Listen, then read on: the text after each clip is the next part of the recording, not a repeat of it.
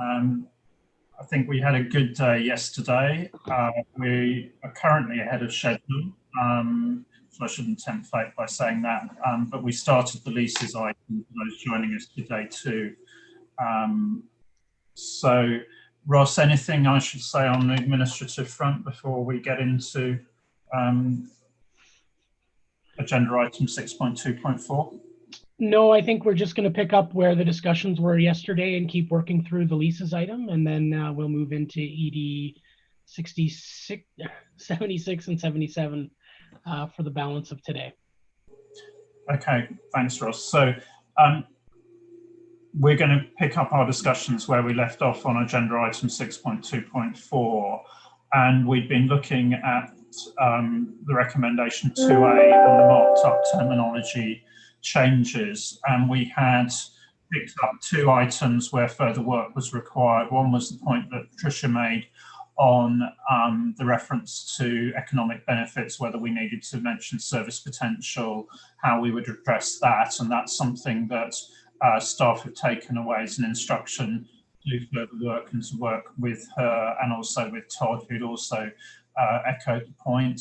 And we also had a second point on the use of fair value as well, that being the old definition rather than the new definition as used, and that came from IFRS 16. And again, we need to have a look at that in the context of the measurement project. So I think those were the instructions that we had then in terms of the session on terminology changes. Are there any other points members want to raise before we move on to 2B, the scope section?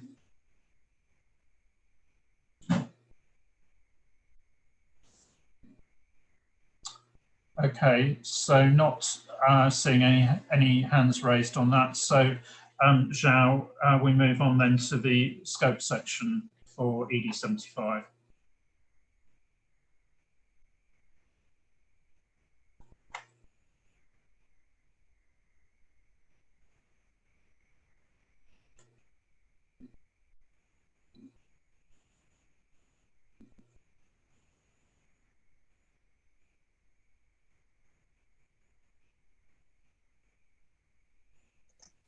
Joao, your mic might be off.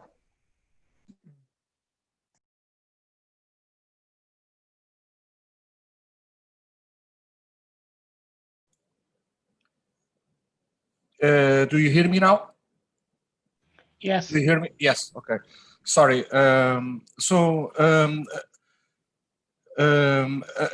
About the scope of ED 75, it was discussed within the task force the possibility of including an explicit scope exclusion on concessionaire leases, and the task force and staff concluded that this would not be needed because we have this project as a two-stage project, and the concessionaire leases would be addressed in the second phase. But then what it was decided within the task force and staff was to include BC on that. And that's why we propose not to change the scope of ED 75. And this is linked to the last point, which is also the inclusion of that BC as a recommendation to the IPSASB.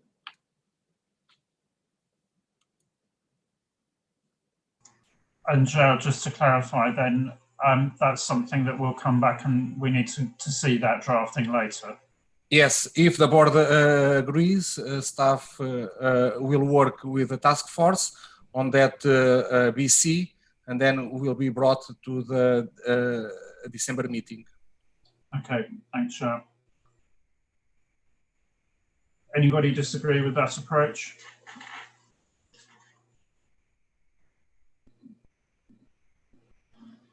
So I'm not seeing any hands raised. So I think we agree that approach, and we'll review the drafting in December.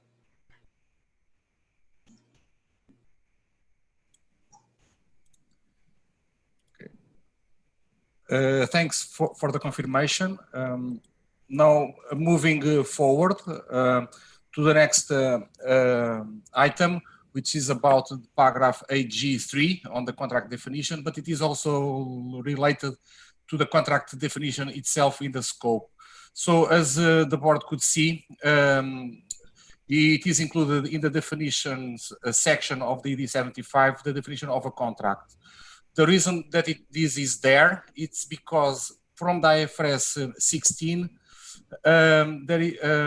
they make a cross-reference to the definition of a contract through IFRS 15. But as the board still hasn't ED70 as a final standard, staff thought and the task force that it would be useful to have that definition there to illustrate to constituents what definition is in this standard. But once ED70, which is based on IFRS 15, is final, then we'll remove that definition from the final pronouncement on leases, and we'll make a cross-reference similar to what we do usually in order not to repeat the same definition across two standards. This is the first point. And then the second point, which is related, it is because of that definition of a contract, the task force and staff thought it would be useful to basically replicate an AG that we have in Ipsas 28 that explains further how that contract definitions should be applied in the public sector. So, we are recommending the board to have that additional wording in ED75. So I ask the board if it disagrees with the approach to the contract definition in ED75 and with the inclusion of this AG3 in ED75. Thank you. Thanks, Shah. Any comments on that? Yes, Mike.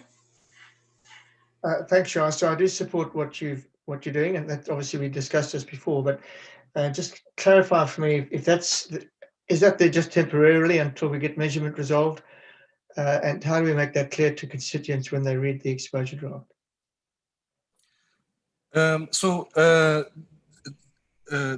This is not impacted by measurement. It will be impacted by the ED70 revenue with performance obligations when it is a final standard.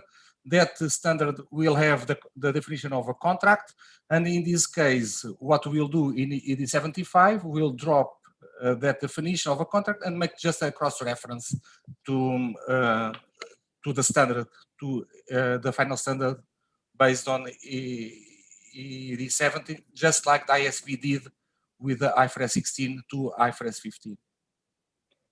Okay, thanks. So that, do we still need to make that clear when we issue the exposure draft? Yes, we'll be doing that. Yes, thank you. Lindy. Thank you. So I agree with the staff proposal. I think just looking at the AG that has been included, I think maybe we missed the wrong AG, because what's included here is exactly what's AG2, but it should have then rather included the same text as in Ipsas 29, which discusses a contract and there's willing parties, for example. So I agree with what you're saying. I think when I just looked at what's been included in the ED, to me, it's not the same as what we intended to have included, because it's actually just a duplication of AG2. And I think we also had in ED64, we had an explanation of a contract similar to what's in Ipsas 29. I think it's just that paragraph that must come in. I think just the wrong paragraph was inserted in the ED. Lindy, yes, you are right. When I made the copy paste, I made the copy paste from the above paragraph, but it is a cross reference from the Ipsas 28 and 29 that have that reference on the definition of a contract. Thank you for spotting that out. Okay, thanks, Shao. So you're correct that it seems to me that it might be worth in including that to include also just a reference that it is the same definition as currently in ED70. You know, And then when we remove the definition in the basis for conclusions, that cross-reference will still remain. You see what I mean? Because that is important, I think, from a constituent point of view, that they understand that cross-reference. Yes, what we can do is insert a footnote right in the definition section, close to the contract definition, and explaining that. And then we'll have also the BCs where we'll provide the rationale. Okay. Thanks for that.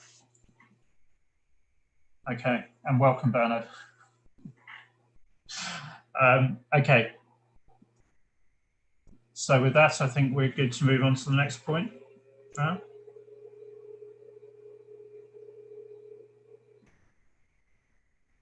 Yes.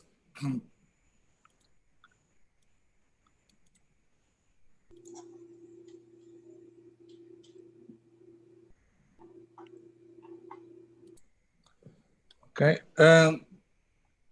So the next point is about the basis for conclusion. So I'm going to do a kind of recap of what has happened since the June meeting.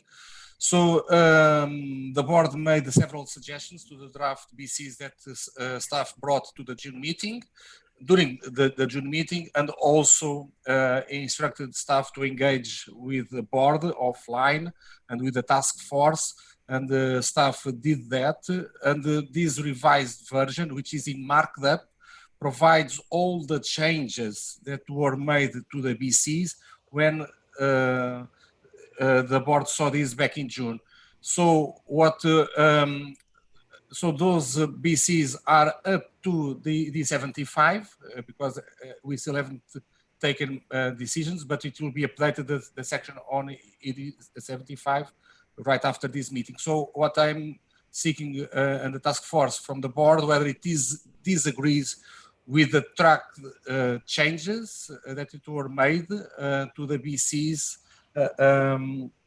as it is in the draft ED 75.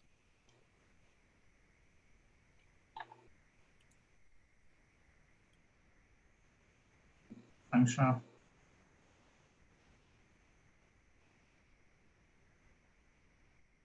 So I'm not seeing any hands raised, so I think we're now content with the BCs. David. Thank you, Chair. It's just it's cropped up 2 or 3 times, but there's an example of it in BC 12 where it uses the phrase "this CAG notified" the IPSASB, and I'm not sure that notified is quite the correct term to use in the relationship between the CAG and the IPSASB. I think it might be better if it was advised. Yeah. Can I? Thumbs up from Thomas on that. Can I step in, Ian? Yes, sure. Yeah, just to clarify, I agree also with advised, but just to understand why it is there notified for board's consideration. So being there advised, it was raised that it could be seen that if the board didn't follow what the CAG said, so it might mean that it would not be what to say, enforced. And if it is the word notified or a similar wording, it would be more for information to the board. But once again, I am happy if we go with advised, because we have the constitutive advisory group. I think advised is the appropriate term, because it is, we've consulted them and they have advised. So I think that is the correct term, and the board does not have to accept the advice from the CAG. We need to be clear if we don't accept the advice and the reasons for that. But I think advised is the right term, and then the thinking is set out, and you can see how we've come to our view. And I see Thomas nodding. So I think we standardise on advised, but I think it's also good that we do record the advice in this context, and acknowledge therefore the role of the CAG in the discussion. So if you can make those wherever you've used notified, use advised. Thanks, David, for pointing that out.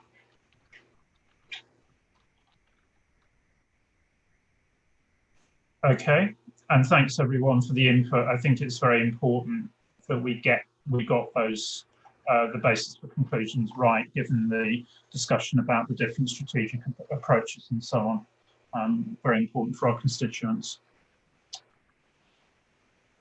Okay, and then there's a final point on this paper as well.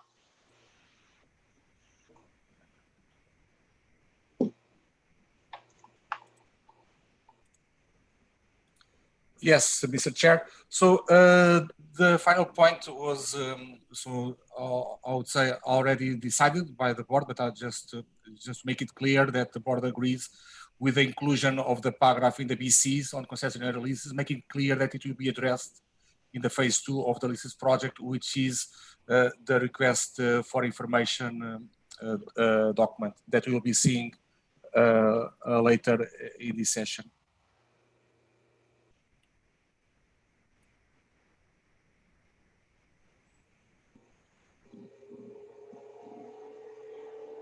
Sorry, I was just looking, Chair, because I think we've already got that in the explanation. Yep. So I'm not sure that there's anything else that's needed on that. No. Okay. So I think that's probably fine. Yeah. Okay. So with that, we're through item 6.2.4. Now, as we were, sorry, Todd. There was just one other point that I wanted to raise while we're on this agenda item, and it was when I was looking through the exposure draft, there were a number of paragraphs that have been brought through that I think the IASB had included specifically around COVID-19. And just in reading those, so I think this is paragraph 47A and B, 61A and 100A that have been included. And given the timing of when we're going to set a standard, I was just questioning whether that would be applicable, and maybe it's something that the task force could think about before December, because looking at it, I just wasn't sure that it would actually be applicable for our standard. Just wanted to make sure that that was on their radar, perhaps, to think about ahead of December. Thanks, Todd. Can I respond, Ian? Yeah. Yes, thanks, Todd, for raising that. The task force and staff did discuss that quite extensively, I would say, putting forward several arguments. So the conclusion was to retain for the following reasons. First of all, those paragraphs are now an integral part of IFRS 16. And when the IASB published those amendments, they are not there on a provisional basis. They are there until the IASB takes another step of removing them. So this means that until the IASB takes another step of removing them, they are, once again, an integral part of IFRS 16. And then what we also concluded was that, well, with this ongoing pandemic, with uncertainty how long this will last, even afterwards of the pandemic, we'll have kind of ongoing consequences. And those paragraphs are still relevant also to the public sector once our standard is published, which is foreseen by the end of next year or beginning of 2022. So with this, the task force and staff concluded that it is better to be there than not.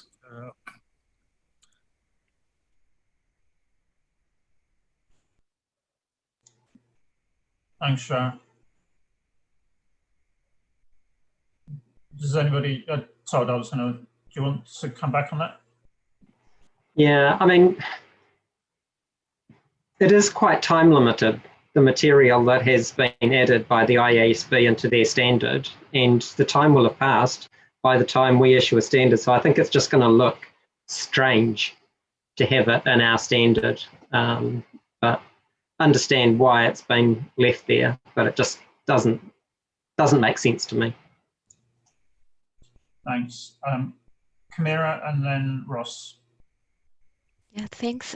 Yeah, well, I agree with Todd. I think in paragraph 47B, especially, we are too specific to COVID, and we are mentioning the deadline of next year, 2021. Perhaps if we don't want to delete those paragraphs, what we can do is just to write them in a more general way, that it is not specific for COVID, but for anything else that could happen that has similar in a similar condition, and taking out the dates, because the dates, if we are considering the effective date of this exposure draft, is at least 2023. So it will not be relevant. So that will be my suggestion. Thanks. Can I step in? Well, can I go to Ross and then back to Yes. Mike first? Ross. So I think because the board's raised a couple of concerns, it does make sense to have another chat on how we want to retain them, and if we need to make any edits. We just would flag this is an ED that if we don't put them in, we're bound to hear from constituents saying, what about these paragraphs? And you should have added them in. So we do have the ability to add, if we put them in the ED, to take them out when we finalize the standard if they're not needed. So I think it's worth considering how we want to take them forward, and whether we need further reflection on that. But I just wanted to highlight that even if they go in the ED, doesn't mean they have to go in the standard. If they're not relevant at that time, we can take them out. We might want to think about, from a communications point of view, how to the rationale and why we're putting them in, even if they might not be relevant by the time this is done. I think one thing with the pandemic so far is it's unpredictable, so I wouldn't conclude that they might not be relevant. Thanks, Ross. And just a question for clarification. So if we put them in for the reasons that the task force articulated, and include a paragraph in the basis for conclusions that just explains the discussion that we've had, and that we will review the continued relevance in the context of things evolving, then, as you say, we can take that out, or we can make it more general, as Camira suggests, at that point in time. And I think we should just, acknowledge it in that way, so as it flags it, so people know we thought about it, and will action at that point in time, which would remove the criticism, but also gives us the options as to what to do then. Mike, are you okay with that? I saw you wanted to come in. Yeah, okay. So people content with that as the way forward, that we add a BC that records the reasoning, and that we will review, as and when we finalise. Okay.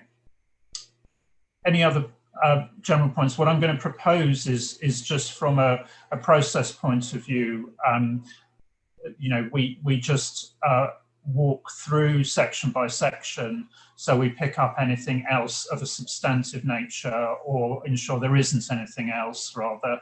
And then from a process point of view, what that would mean would be that when we get to the next meeting, the changes that are tracked at the moment would be accepted. We would see further changes arising from the inclusion of BCs to address, the issues that Joao's highlighted, changes also to reflect the discussion, the resolution of the point that Patricia made yesterday, and anything in terms of the fair value usage, any other changes coming through. So people content that we do that now, and take advantage of the fact that we're ahead.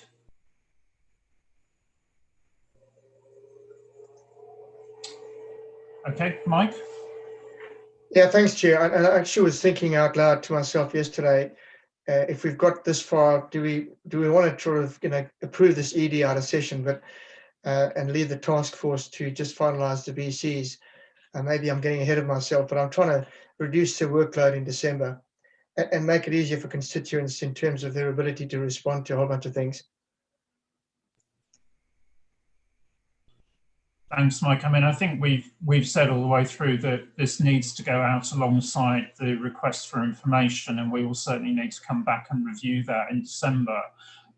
You know, clearly we can get this reasonably well finalised so that we get it out quickly ahead of the sort of, if you like, the measurement group of EDs. But it probably does feel that you know, there are still a number of issues that we need to just make sure we've squared away before we actually get to a final vote. Ross, just on process and so on. Yeah, so just kind of thinking out loud here and maybe a bit of an update too. Joao was working after the session yesterday, and he has squared away the service potential issue with both Todd and Patricia, and has a way forward on that instruction, which we could give a high level update on if we want to use the time for that now, or we could wait and write it up in a paper and share it with the board. So I won't push the point on that. But if the board was comfortable, we could go through the ED and approve in principle subject to the instructions that need to come back in the BCs. So that when we do come back in December, we don't have to do a full ED review. But again, just kind of setting out the way we could take it forward to try and minimize future agenda time and use the time we have today. Okay, well, I think I'll take comment from Lindy, but then if you have a resolution that's been agreed with Patricia and Todd, then it would certainly be helpful to have that outlined. So I'll take Lindy and then Todd. Thank you, and certainly going into this meeting, I was thinking that there's a lot of work that has been done. Depending on what we discuss at this meeting, I think we can probably in principle agree on the ED. I mean, we might only issue it in December, but in terms of getting the work, you know, having less pressure in December, kind of seeing, well, can we in principle agree on this, on the ED, except for the ones that we might want to look at later, and kind of then get that out of the way for us to be able to focus on other things going into December. Thanks. Thanks, Lindy. Todd. Thanks, Ian. In terms of the papers that came forward to this meeting, I don't think it was intended that we would approve it. So my main reservation with that is I don't know whether I have perhaps reviewed this with a mindset of approving it. So I might have paid a bit closer attention to what I was reviewing than what I have for the purposes of preparing based on the papers and what was wanted for discussion out of this meeting. And so I think we just need to be careful to ensure that all board members do have a chance to reflect on what's here, perhaps in the detail that they would if they knew that they were coming to actually approve an exposure draft. So just a caution around that. If everyone has reviewed it to that extent and are comfortable, then that's different. But certainly I haven't gone through it to that degree that I might otherwise have had I known that it was going to be approved as an ED at this meeting. Thanks, Todd. I think that's a good point from a process point of view. So I think, you know, in terms of moving this forward, let's hear an outline of the proposed approach to addressing Patricia's point. I think let's go through on a section by section basis and see if there are any other points to pick up at this stage. And then what that would do is give us a consolidated version where the track changes could be accepted, and then that could be reviewed between meetings with any, you know, with the addition, and we'd see any further changes coming from that alongside the additional BCs. And that should move us through relatively quickly to being able to approve in December, but that would give time for that final reflection without us losing much time, I think, in December, given that we will have to review the RFI, the full RFI in the December meeting. So, you know, I don't think we lose time, but I think it does allow time for that additional review, you know, recognising that, you know, the due process requirements that came up, which we discussed in December last year, that this should be, you know, essentially the document that we would be content to approve, subject to comments coming in. Okay, so if we just briefly hear the outline of the solution proposed to the point on service potential that Patricia raised yesterday. Russ, I'm not sure whether it's you or João. João will give us the highlight. Thanks, Mr. Chair. So Todd and Patricia can complement what I'm going to say.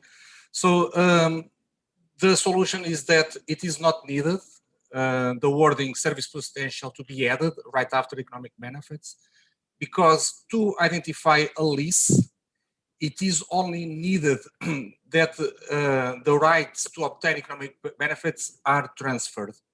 What does this mean? It means that irrespective whether those economic benefits are in practice or obtained, what it needs to happen and is that that right being transferred, the right to obtain substantial economic benefits, irrespective of whether those economic benefits will occur or not. This interpretation is consistent with the IPSASB's conceptual framework because they have a paragraph saying precisely this, that you don't need the probability or the certainty to have those economic benefits to happen in order to meet the definition of the asset, and which is the right of the use asset, and in this case to identify as a lease.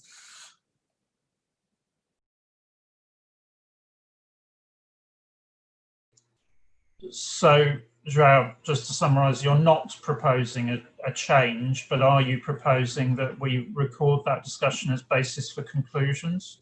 Yes, if the board agrees with this solution, BC will be included and will be discussed with the task force, and of course Todd and Patricia, and will be brought for the December meeting together with the other BCs that the board has been suggesting. Okay, thanks for that clarification, João. So I go to Todd first, and then to Lynn.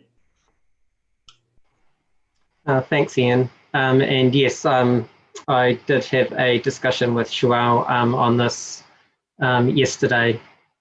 In reflecting on it, I do wonder whether there is a little bit more work that may need to be done by the task force, just to really look at where we use the term economic benefits currently in our standards. Have we associated that with service potential? Because I have a feeling that whenever I read economic benefits in an Ipsas, it's accompanied with service potential. Now, I might have overlooked the fact that in a number of cases we just talk about economic benefits without referring to service potential.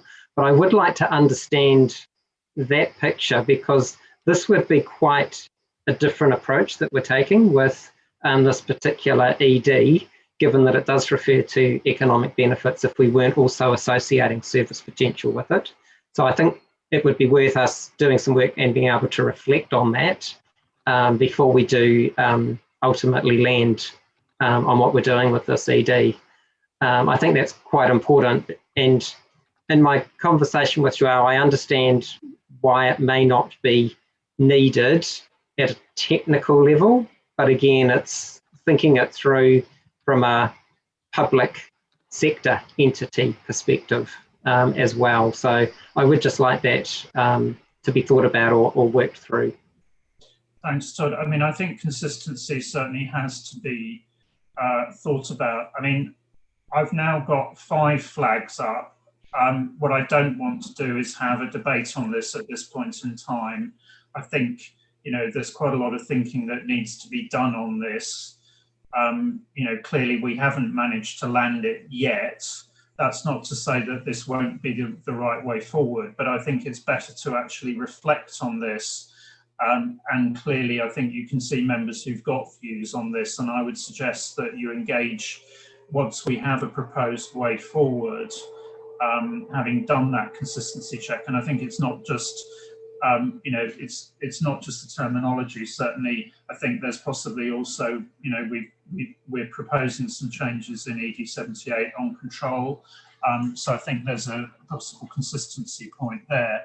So I think there's work to be done. So I'm going to propose that that work is done rather than to have the debate through the board at this point in time.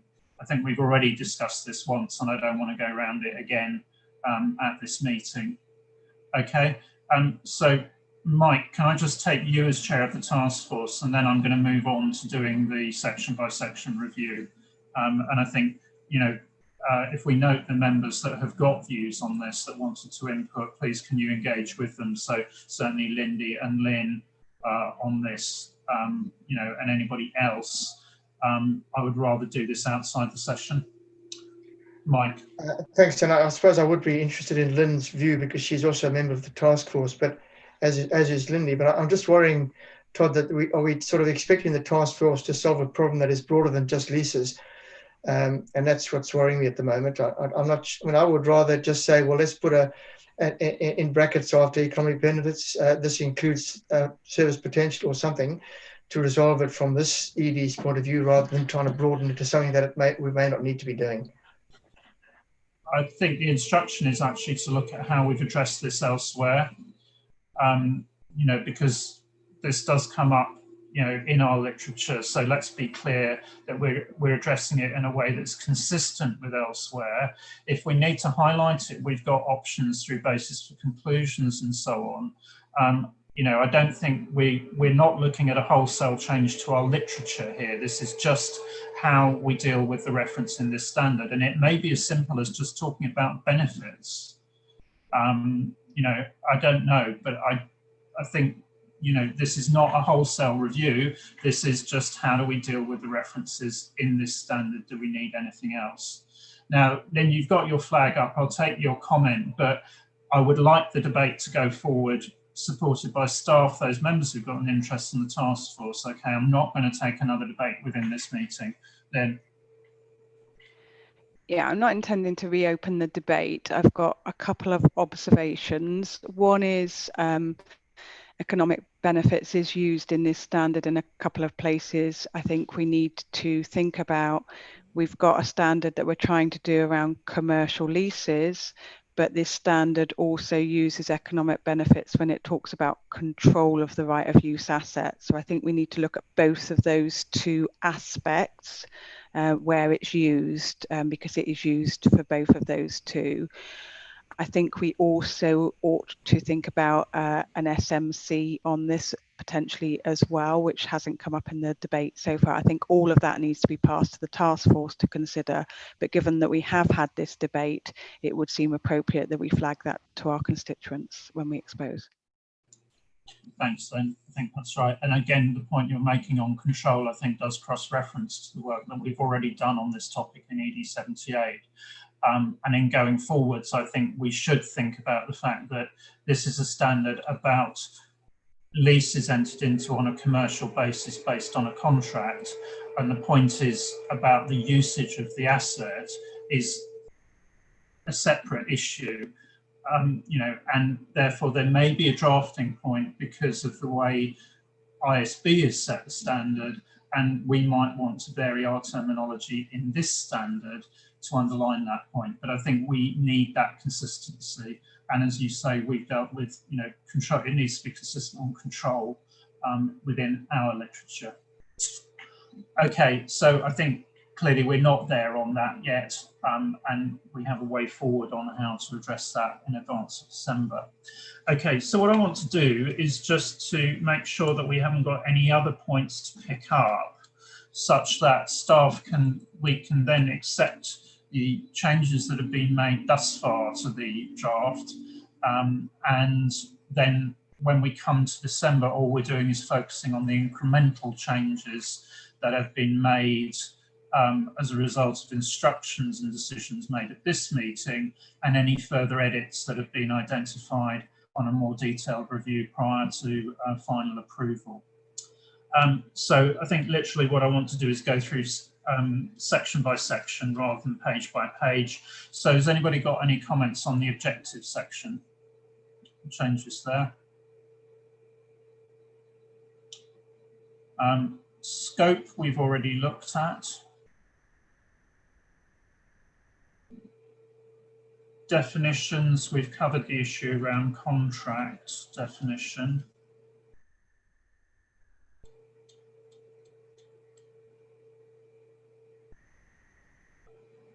Then the only question I had on that was just the change we've got marked up in red right at the end of the definition section, which is on page 8. I wasn't sure what, is that standard rubric? I don't know, yeah. Ross, perhaps you can clarify on that as well. Yeah. I can step in here.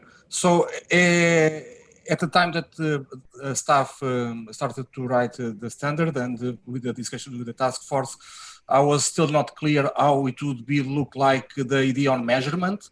So that wording on the measurement will be dropped off when now I'll be finalizing, because we now have the idea on measurement to look after with with the cross reference of the definitions. So and this is also linked to the fair value discussion that staff and the task force will discuss and will bring to the December. So depending on the outcome of that, paragraph will be kept, amended, or removed. Okay, that's fine. So that will be resolved, and we'll see the changes. Anything then on recognition exemptions, paragraphs 6 through 9? Anything then on the next section, identifying a lease, which takes us through to the top of page 10, which is the section on lease term. And then the lessee section starting on page 10.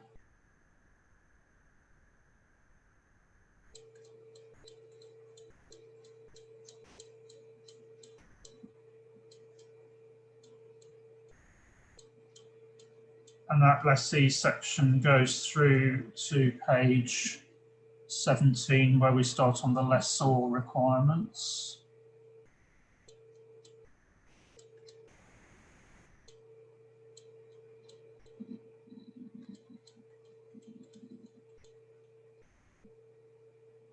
Then we are on page 22, sale and leaseback transactions. And then effective date and transition provisions on page 23.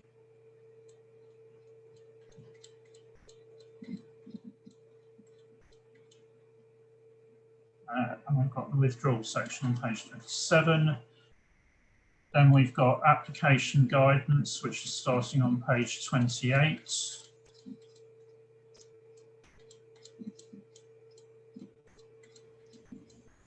Ian, Camira has her hand up.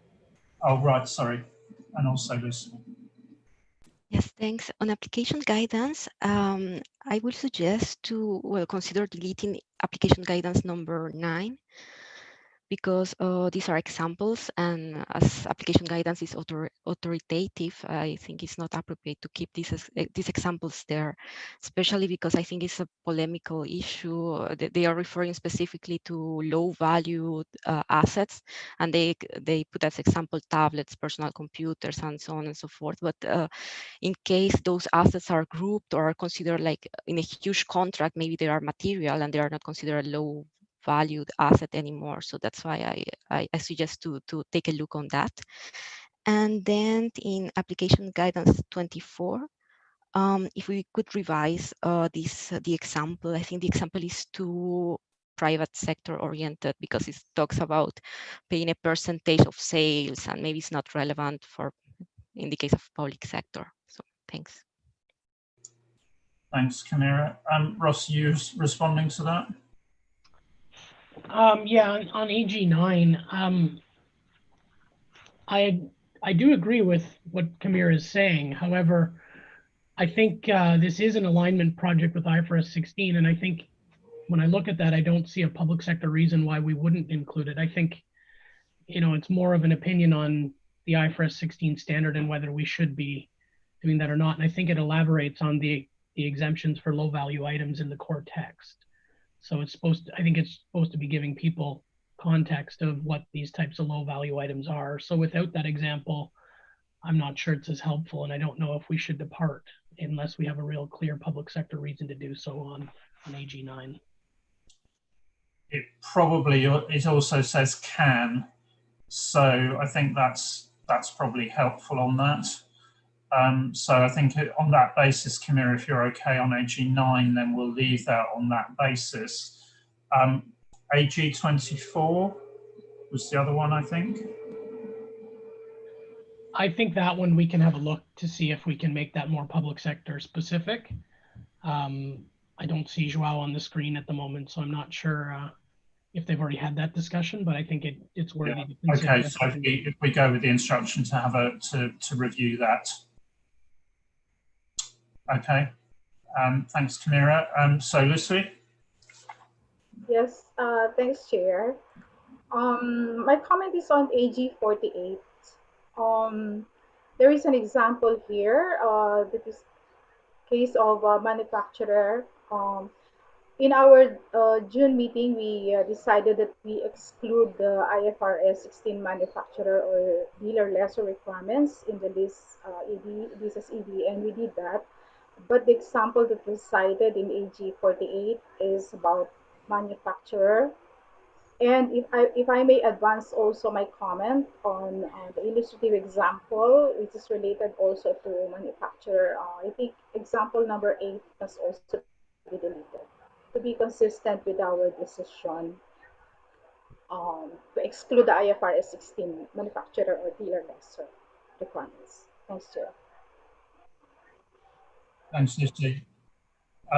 So, Joe, I think either we need to revise that or take that out consistent. Yeah, I would suggest to revise, to give a more public sector specific example in the lines of what Kamira was also suggesting to AG24. But let's see if the board agrees. Yeah, Ross, you want to come in? Yeah, I think just to support Joao on that, I think we should revise it because this is talking about the legal underlying title and whether you transfer control. So it might be using the word manufacturer, but it's not talking about the same thing as the manufacturer lessor arrangement. It's more about the transfer of control. Okay, so instruction to staff then to revise the example to address the principle, but to move away from manufacturer, consistent with the way in which we've amended the core text. Okay, thanks, Lucy. Adrienne? I'm still on Kamira's point, AG9. It occurs to me that she may be getting at something which is important to some countries, that to define a big contract for personal computers as a low value asset might leave the government open to criticism of corruption for trying to exclude something that's so. I mean, this hadn't occurred to me until Kamira mentioned it, but I do think we should look at it to make sure that the wording wouldn't allow governments to exclude transparent treatment of contracts that could be big enough to be important.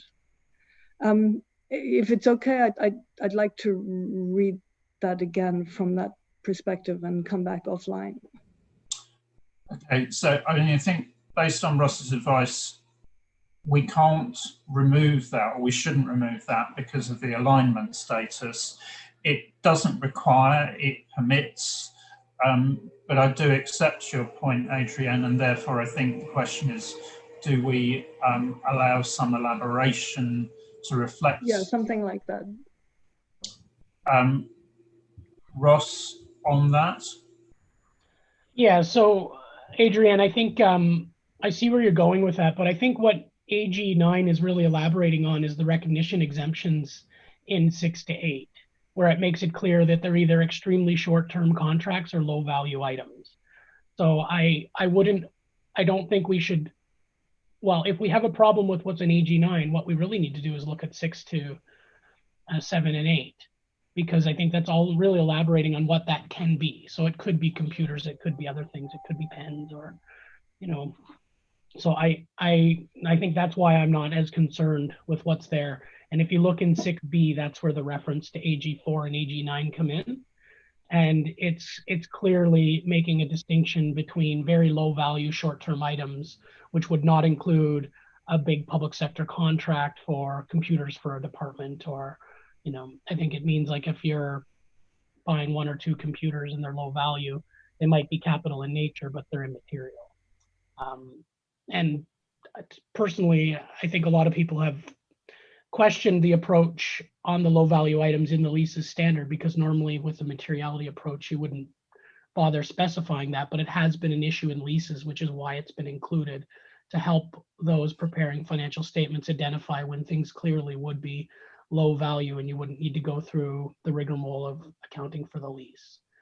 Well, I'm not sure this would be okay, but one solution would be to say, in AG9, examples of low value underlying assets can include a tablet or personal computer.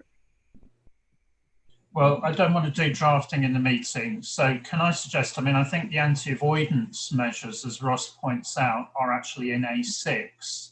So I think the point is that there is a review of A6 to see if there's anything that we should highlight in there that actually acts as the anti-avoidance, which I think is the point that you were making, Adrienne. So I think that's the instruction, that we review A6 in the light of, you know, the point that's been raised on A9, and see if there's anything additional that we need to put in. Okay, so I don't want to do the drafting in the meeting, but if we can take that away and have a look at that afterwards, and come back with any recommendations for next time. Lindy.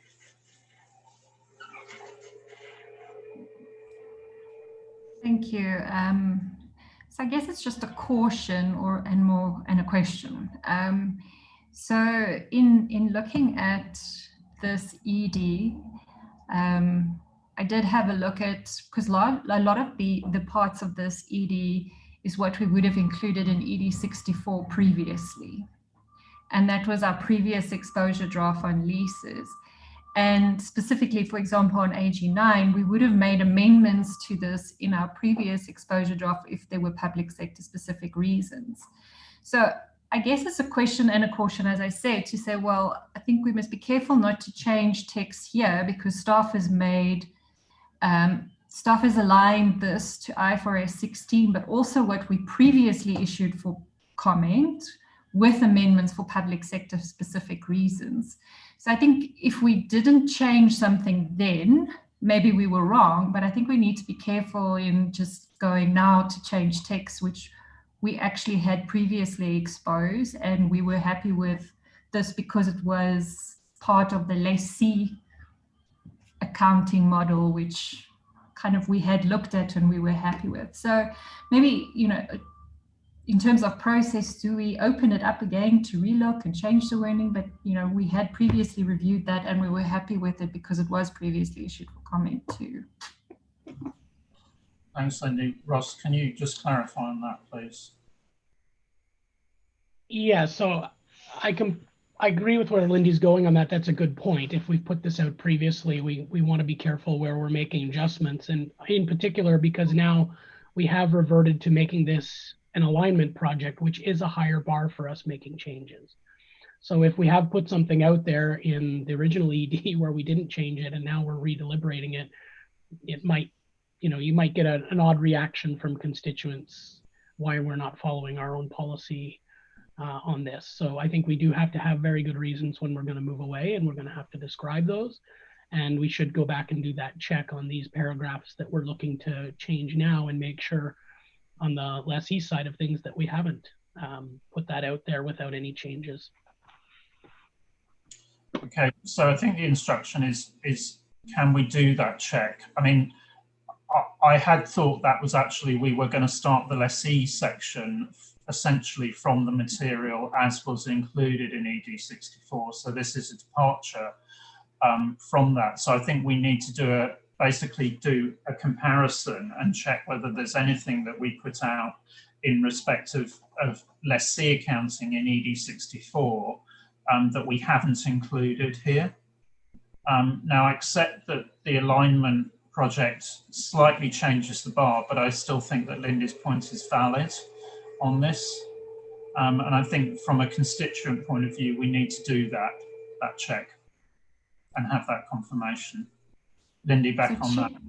Yeah, so Chair, staff has done that and picked up all the changes. So from the lessee side, it's aligned to ED64, and the lessor side is aligned to IFRS 16. So we just need to be careful when we debate the content. Okay, so it's just a specific, it's a relatively limited issue. Okay, thanks. That's helpful for that clarification. Lynn.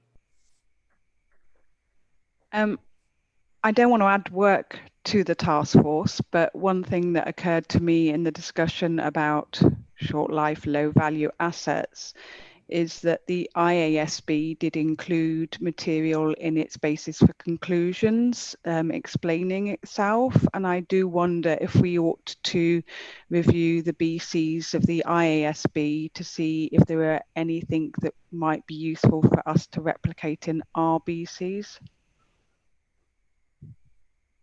Thanks, then. I think that, given that we've had the discussion, I think that's useful to include that because we will need to reflect that we have had the discussion and you know, the conclusion. Mike. Thanks, Chair. So I suppose we don't want to take alignment too literally. That doesn't mean we can't change anything. And the task force has agreed to a whole bunch of changes, as you can see as you go through the document with all the track changes. So I agree with Lynn. Let's have a look at the BCs. I think Lindy's right. We did go through this as a task force in the manner that she outlined. So I don't want to create more work for us. Well, a very simple solution to AG9 is to put the word individual before tablet. Can we not do drafting in the meeting? So I know, but yeah, I'm just trying to find a simple way. Otherwise, we're going to do a lot of work. Rather actually resolve it outside in a coherent way. And I think Lynn's point is also relevant to this, which is if there is thinking that's relevant to our deliberation that comes from the ISB, then I think we should include that.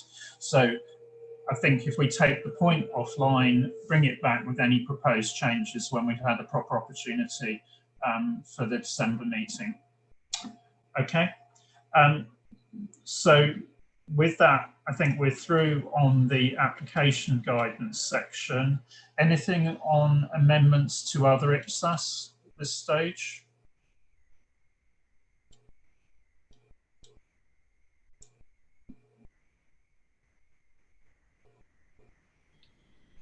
I think that takes. Kamira has her hand up, as does Lucy. Right, okay.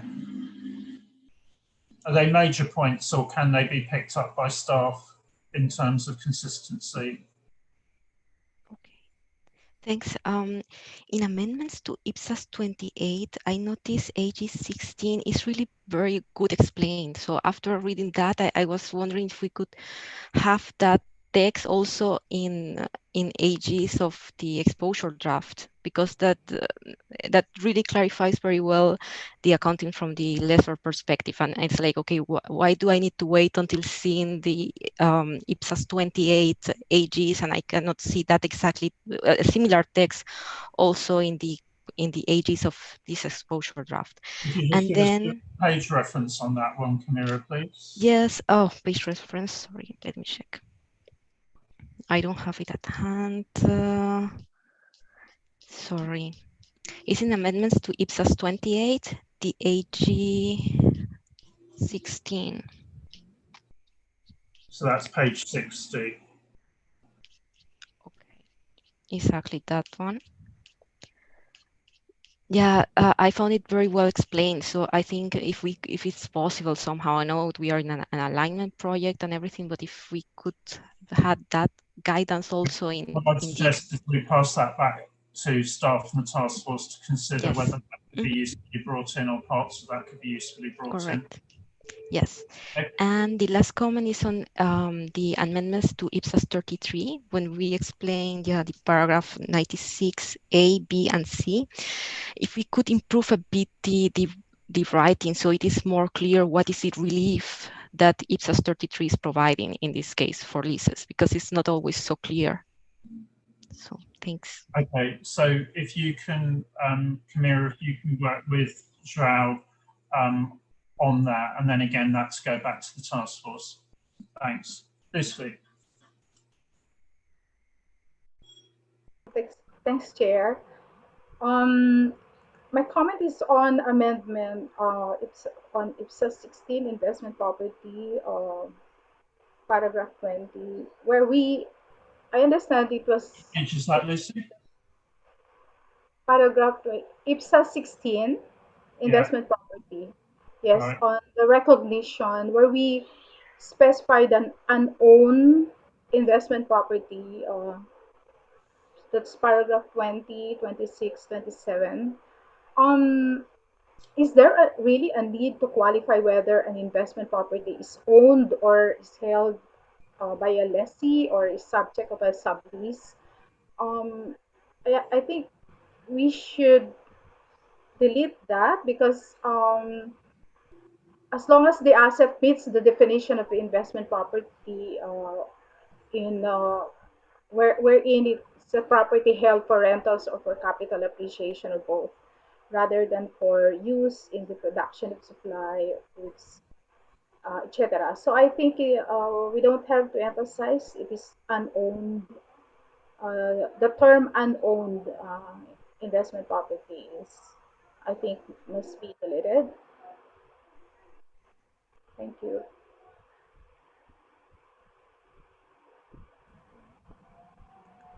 Thanks, Lucy. Joao. Yes, thanks, Mr. Chair. So I want to highlight to the board that all the consequential changes that are in that appendix come from IFRS 16 amendments to other IFRSs, from which our own Ipsas are drawn upon. So based on this principle, if we start modifying those amendments in a different way, we will be creating potential unintended consequences. And in this case, so this is applicable to all consequential amendments that we are doing, and I hear the board proposing several changes to those consequential amendments. To the specific point of Lucy, the ISB did that change precisely to help distinguish the lease from the lessee perspective as a holder of the right of the use asset from the lessor as a holder and, in this case, owner of the underlying asset itself. So the term owned comes from the ISB with this rationale, and that as staff and task force did not see a public sector specific reason to move away from this, the way that ISB addressed this new model, our proposal is not to change the consequential amendments that come from ISB. Thanks, Joao, for that explanation. But Lucy, you're okay on that basis that Joao's explained it? My point here is that when we say recognition of an investment property, do we really have to qualify whether it is owned or is held by a lessee in this particular case? Because in Ipsas 16, we have defined investment property as a property held for rentals or for capital appreciation or both, rather than for use in the production or supply of goods or services or for administrative purposes or sale in an ordinary course of operation. So regardless of ownership, shall still be So regardless of ownership, it shall still be considered as investment property. So if we will refer this to the definition of criteria of on the recognition of asset where control is a criterion, then we don't need to emphasize that for this purpose it should be an owned investment property. Um, because if you look at the if you look at paragraph 20, it says that it shall be recognized as an asset when and only when okay, it is probable that the future economic benefits, etc. But in our definition of an asset, we consider, I mean, we don't limit ourselves to only property that are owned or assets that are owned, but assets that are controlled. So in this case, um, I think it is not proper for us to leave, I mean, to leave that unowned investment property coming from IFRS 16. So we can just drop it and we can just say investment property. Thank you. Thanks, Lucy. So I think the instruction is, can staff just double check that point through, given as, you know, Zhao's point about the origin of the material, but I think I can understand the point that you're making, Lucy. So if we can just double check that and see whether we see any problems with that. Lindy. So I agree, investment property is investment property, it's defined. I think the reason why it's included is because the measurement requirements are across two different standards. So, and if you look at paragraph 38A, it specifically says if it's a right of use investment property, you measure it in terms of the lease standard, whereas all others are measured in terms of Ipsas 716. So I think it was just introduced to differentiate between how you would measure the asset under the two different models rather than to call them owned or not owned. I think it was just a way to separate the two measurement requirements. So I think that's why it was included. Okay, so, but I think the point still is still valid, that we just need to check whether that's the, you know, that's needed and it's the best way of doing it. You know, from point of view of clarity. So if we can just check that and decide whether there's any amendment needed as a result. Okay, so then in terms of the remainder of the material, basis for conclusions we've already had a look at. I'm not proposing to do illustrative examples because that's non-authoritative. So I think we have several points picked up there. Todd, you've got another point. And just very briefly, I know you don't want to go through the illustrative examples, and I agree with that, but can we ask the task force just to ensure that those illustrative examples do come across as public sector specific examples? So you could imagine a public sector entity entering into the type of leases that are in the illustrative examples. And what I'm thinking of is a little bit like the process that the Revenue Task Force worked through with ED70, where it went through and made sure that the examples would resonate with a public sector entity. Mike, back on Todd's point. Yeah, look, Todd makes a good point. Thanks, Todd. I mean, the task force did do that. So the page turn that you're now going through, and we went through as a task force and trying to make sure that in every case, we changed the words to make sure they were public sector specific. A couple of examples have come up today where the use of the word manufacturer has been maybe missed by us, I'm not sure, but yeah, so we've done that exercise.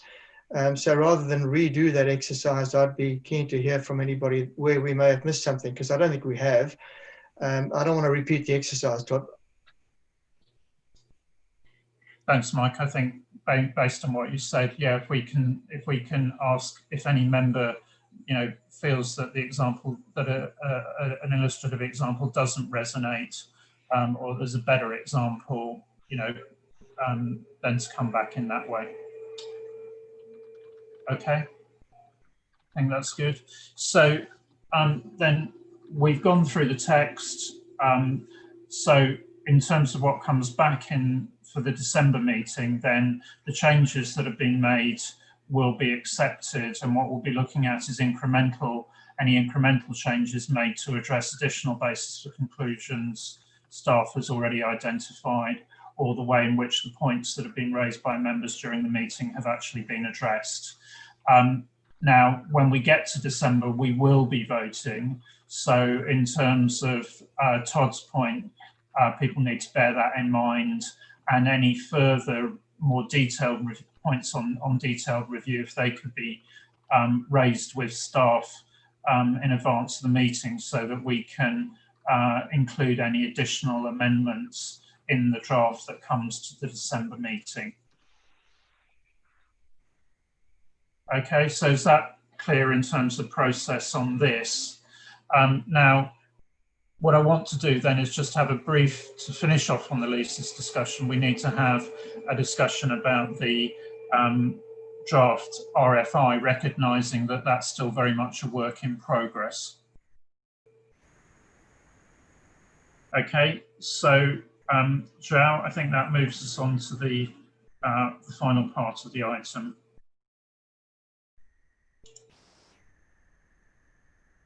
Yes, Mr. Chair. So I'm going to share again the screen.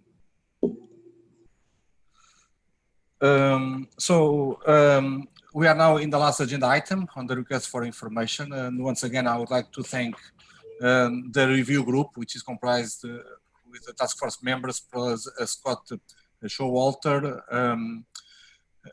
Anthony Effernan, and Vanessa Silly Fisher. We have a very extensive discussion, word by word, on the RFI, and we brought these issues to seek approval from the board. And the first one is on the title, where the board instructed the review group to think about the title, because there were some concerns at the June meeting. And as it is explained in the issues paper, and we thought that the title that we are now proposing, Request for Information on Accounting for Concession Leases and Other Arrangements Similar to Leases, is, from our perspective, the most appropriate that we could see so far. And we are seeking confirmation from the board if it agrees with this revised title, or in this case, if it disagrees. Thanks, João. I think there is a question in my mind as to whether we actually need to include accounting for, because we are actually asking for more general information about the types of arrangements that exist. And okay, we are asking for where those do exist, if there are national requirements on that, but I wonder whether we really need accounting for in the title. Yes, perhaps I don't want to put Mike on the spot, but we had this very lengthy discussion. So please, Mike, if you want to step in, thank you. Yeah, thanks, João. So Ian, I'm happy if you want to drop the word, but I think the discussion we had was, we don't want to hear about what concession releases you might have. We want to know how you account for them, or how you don't account for them. So that's why we put the words in. We wanted clarity in terms of what we were asking constituents to tell us. Yeah, but just coming back on that, Mike, I think that closes it down quite considerably, because I think what we need is information about the types of arrangements first, rather than necessarily leaping to conclusions on accounting. And I think the same comes through in terms of the objective, that we shouldn't prejudge things. Now, where people have got guidance on accounting for the sort of arrangements that might fall within it, obviously that's of interest.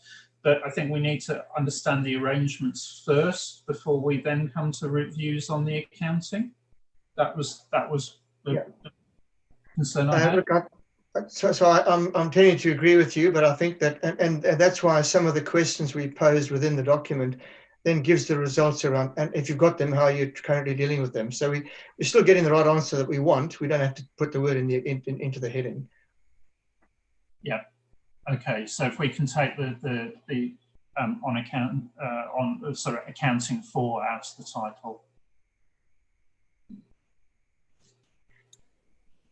Okay, thanks for the confirmation.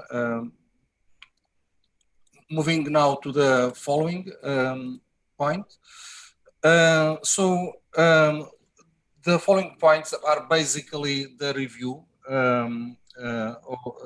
of the request for information. I just want to highlight one point before going through all of that, and I would suggest then the chair going through the page by page.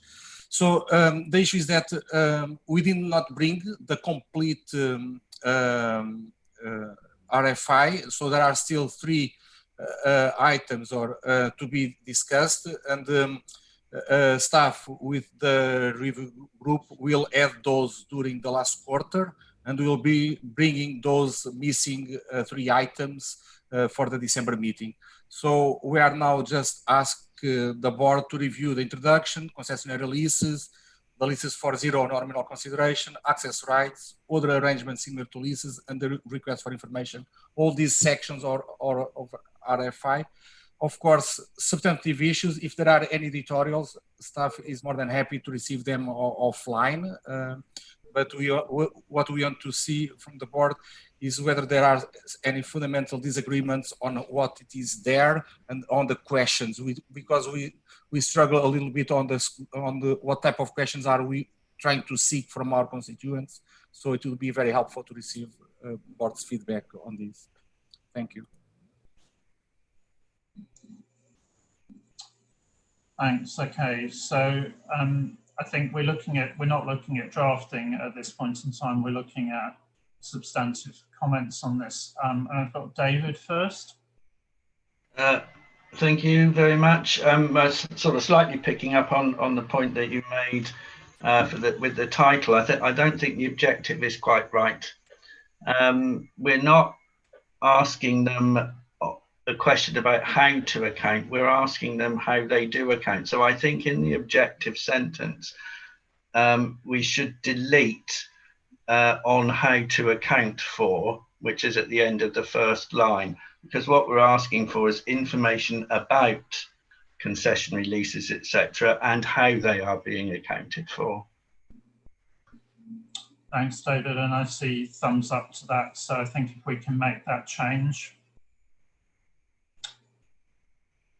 Okay, thanks, David. Adrienne.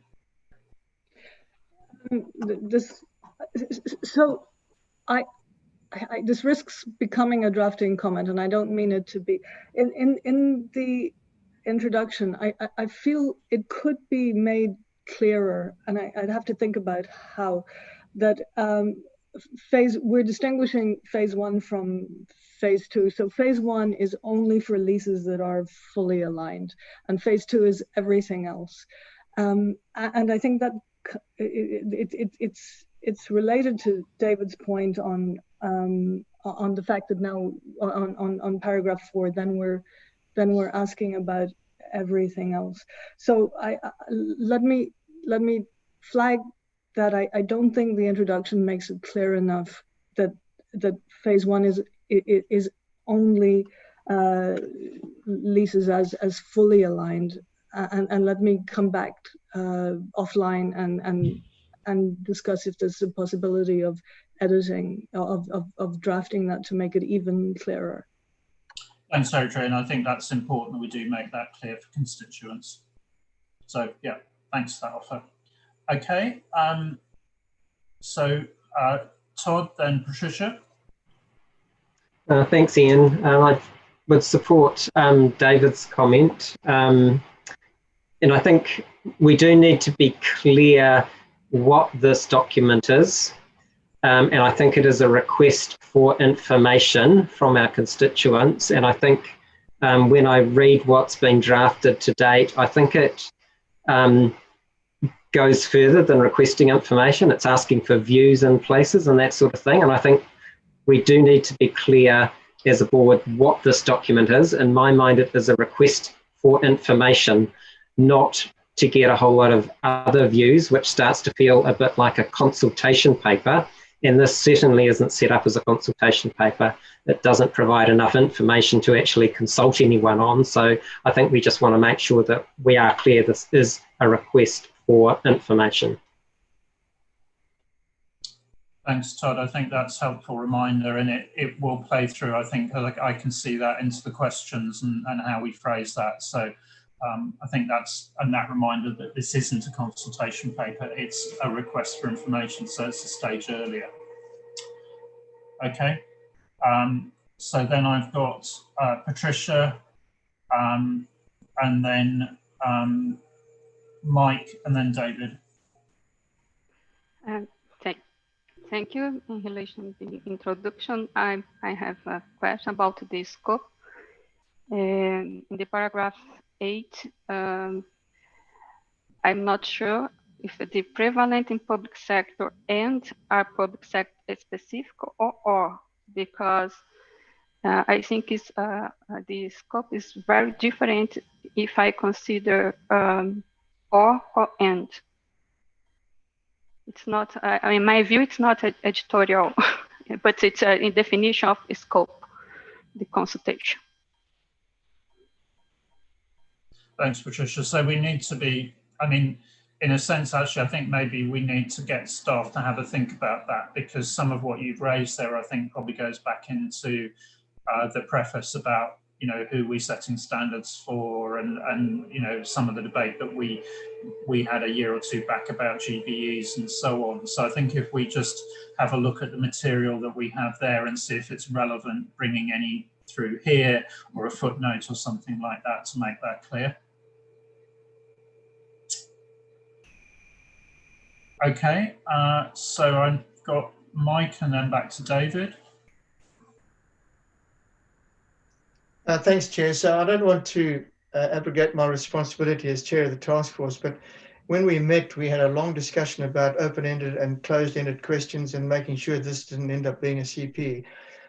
So we thought we got it right. So I mean, Todd, if you've got any examples or ideas about how that needs to be clearer, then please tell us, because we did have that conversation and I want to make sure that we don't just give you back what you've got now. So some guidance would be helpful, thanks. Not now, but at some point. Okay, thanks, Mike. Now, I think that getting it right is you know, is important. So Todd, if you're happy to help in that way, that because you clearly got some ideas, that would be very good.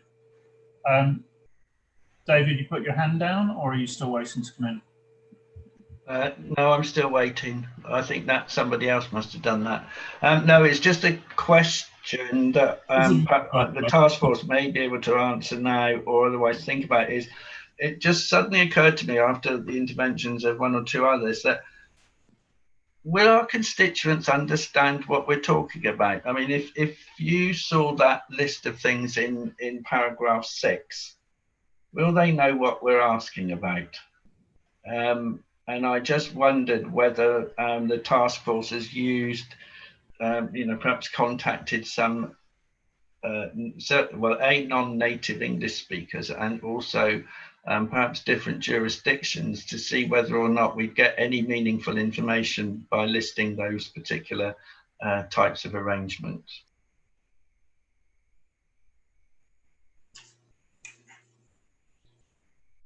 Mike, can I put you on the spot on that? You know, I don't mind being put on the spot, Chair, but those 6 or so items came out of the last meeting. We didn't make them up as a task force. We were responding there to the discussion we had at the last meeting. So those came straight out of the meeting, David. If you want to take some out, that's fine. The last 3 are the ones we still have to deal with. But no, we didn't make those up. No, I appreciate you didn't make them up, Mike, and we made them up as a board. What I'm asking is, when you send that request for information out, will the person receiving it know what we're talking about? You know, do those terms mean anything to anybody other than us? No, very good question. So I suppose that's why we added in paragraph 8, and I hear the question around use of or and, but we sort of said those are the 6 things we could think about, and then paragraph 8 was added in case there's something else we hadn't thought about. So I think, you know, cutting through it, I think actually probably what's needed is to get the drafting done on the remaining missing sections, but then perhaps we should be open to reconsidering whether we got the right title, you know, and if I think if we leave it to the task force to say, you know, particularly from a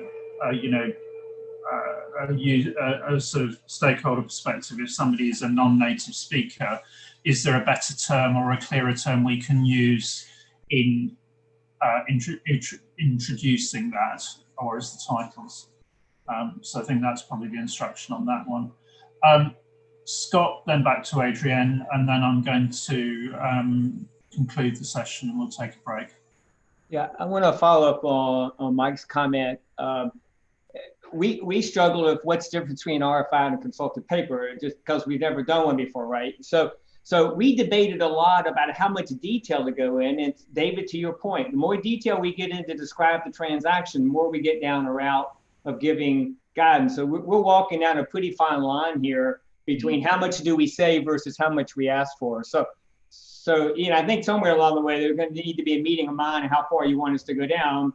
Because David, to your point, the less understanding is, the more we're going to want to give us examples, and the more we give it examples, we're going to be consultative. So that is a challenge. Just be aware that we are walking down a pretty tight line on that. So I think that's a good point that you make, Scott. And I think, you know, probably it's give as much information as is needed to explain the thought that was in the board's mind, and then get the questions right in terms of, you know, do you have similar sorts of arrangements? What are they? But keep it very open. And then that responds to Todd's point about this is a stage earlier than we've published things before, but it's actually really saying, look, we want as much information as possible. So that's probably the sort of guideline on taking it forward. And I recognise in doing that, I think the ISB itself, you know, does these, but hasn't settled on a particular, you get differences having looked at it. So thanks for the point, Scott, and recognise we're giving you a task. It's always difficult to write the first one. Adrienne, final point. Just to agree on where I think we're going on this. So my previous point was, I'm not sure the introduction makes it clear enough that we're distinguishing leases covered by IFRS 16 and everything else. And so in paragraph 6, I think we'd respond to David's concern by editing the first phrase a little bit.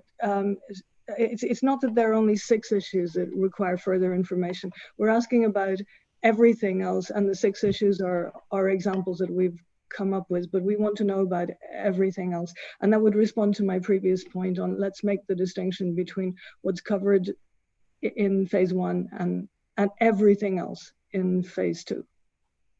Great. That makes sense. Thanks, Adrienne. Yeah, that clearly hit the nail on the head with David. So I think, you know, if you've got drafting points, then obviously pass those through to Joao. We will see a revised draft of this back in December. I think on this one, probably the key thing is going to be, have we explained the issues, the sorts of things that we think are out there, and are we asking the right questions? You know, because what we want is information. We're not leaping to solutions or anything like that. We do have a bit more latitude on this because it's not an authoritative pronouncement or anything like that.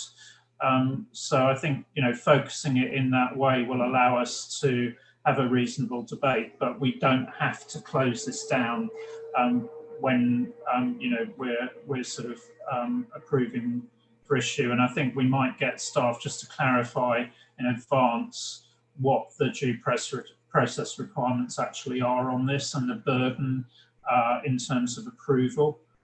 Because it is different. It's certainly not at the level of an ED. You know, and so on. So I think, Ross, if we can ask you to clarify for the board ahead of the meeting, so everybody's clear going into the meeting what we'll be doing and how we'll take any comments and so on forward. Ross. Yeah, I was just going to say, I can actually clarify now. Our due process doesn't have an RFI, and this would be considered part of a research phase. So anything that comes out of this RFI would have to go through ED stage. So from the point of view and due process on this document, it's up to the board to determine how it wants to do that. And I can give a steer on options in terms of approval and status before the meeting. But from a due process perspective, there's a lot of latitude on this. Okay. Thanks. I think that's helpful for the board to know, you know, in advance. And yeah, if you can come up with recommendations on how we approach it, I think that will be very helpful so that board members know what the expectation is on this. Thomas, final point, and then I am going to break us for 10 minutes. Yeah, just as an idea, the question is whether we would like, or you would like, to involve the CAG in that as well, as December meeting is coming up, and can kind of provide some input as well, just as an idea for potential agenda point. Yeah, I think we need to be quite careful on that. I mean, I don't oppose it in principle. I'm just thinking in process terms that might give us a problem. In that we wouldn't have time to draft additional material. So probably we need to have a think about how we do that. Okay, so with that, I think we take a 10-minute break. We will come back and then we'll move into the measurement section, looking at ED70, the papers supporting ED76 and ED77. So back in 10 minutes, and David, you'll keep time for us.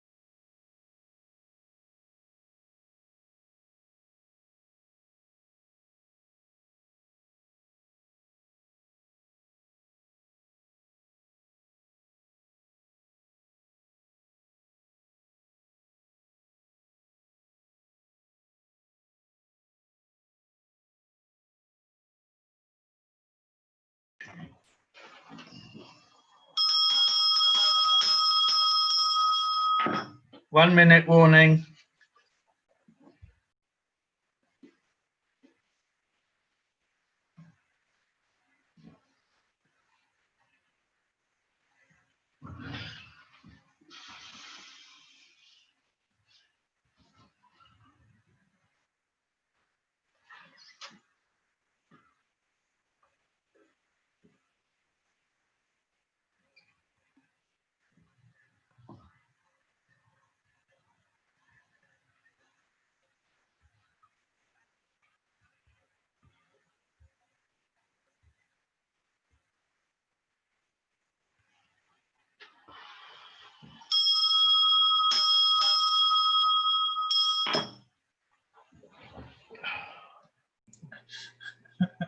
Thanks for that, David. I saw from Adrian's face that the bill got through. The winces.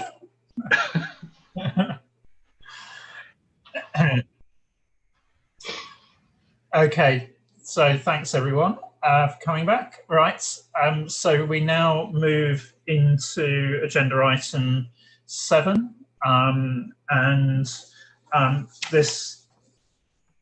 there's a lot of material to cover here, and we'll have 3 different presenters as we move through the various different issues papers. I think probably if I go to you first, Dave, to introduce the item and the coordinators report. Thanks, Chair. As Ian just mentioned, there's more than a few papers to get through today and tomorrow.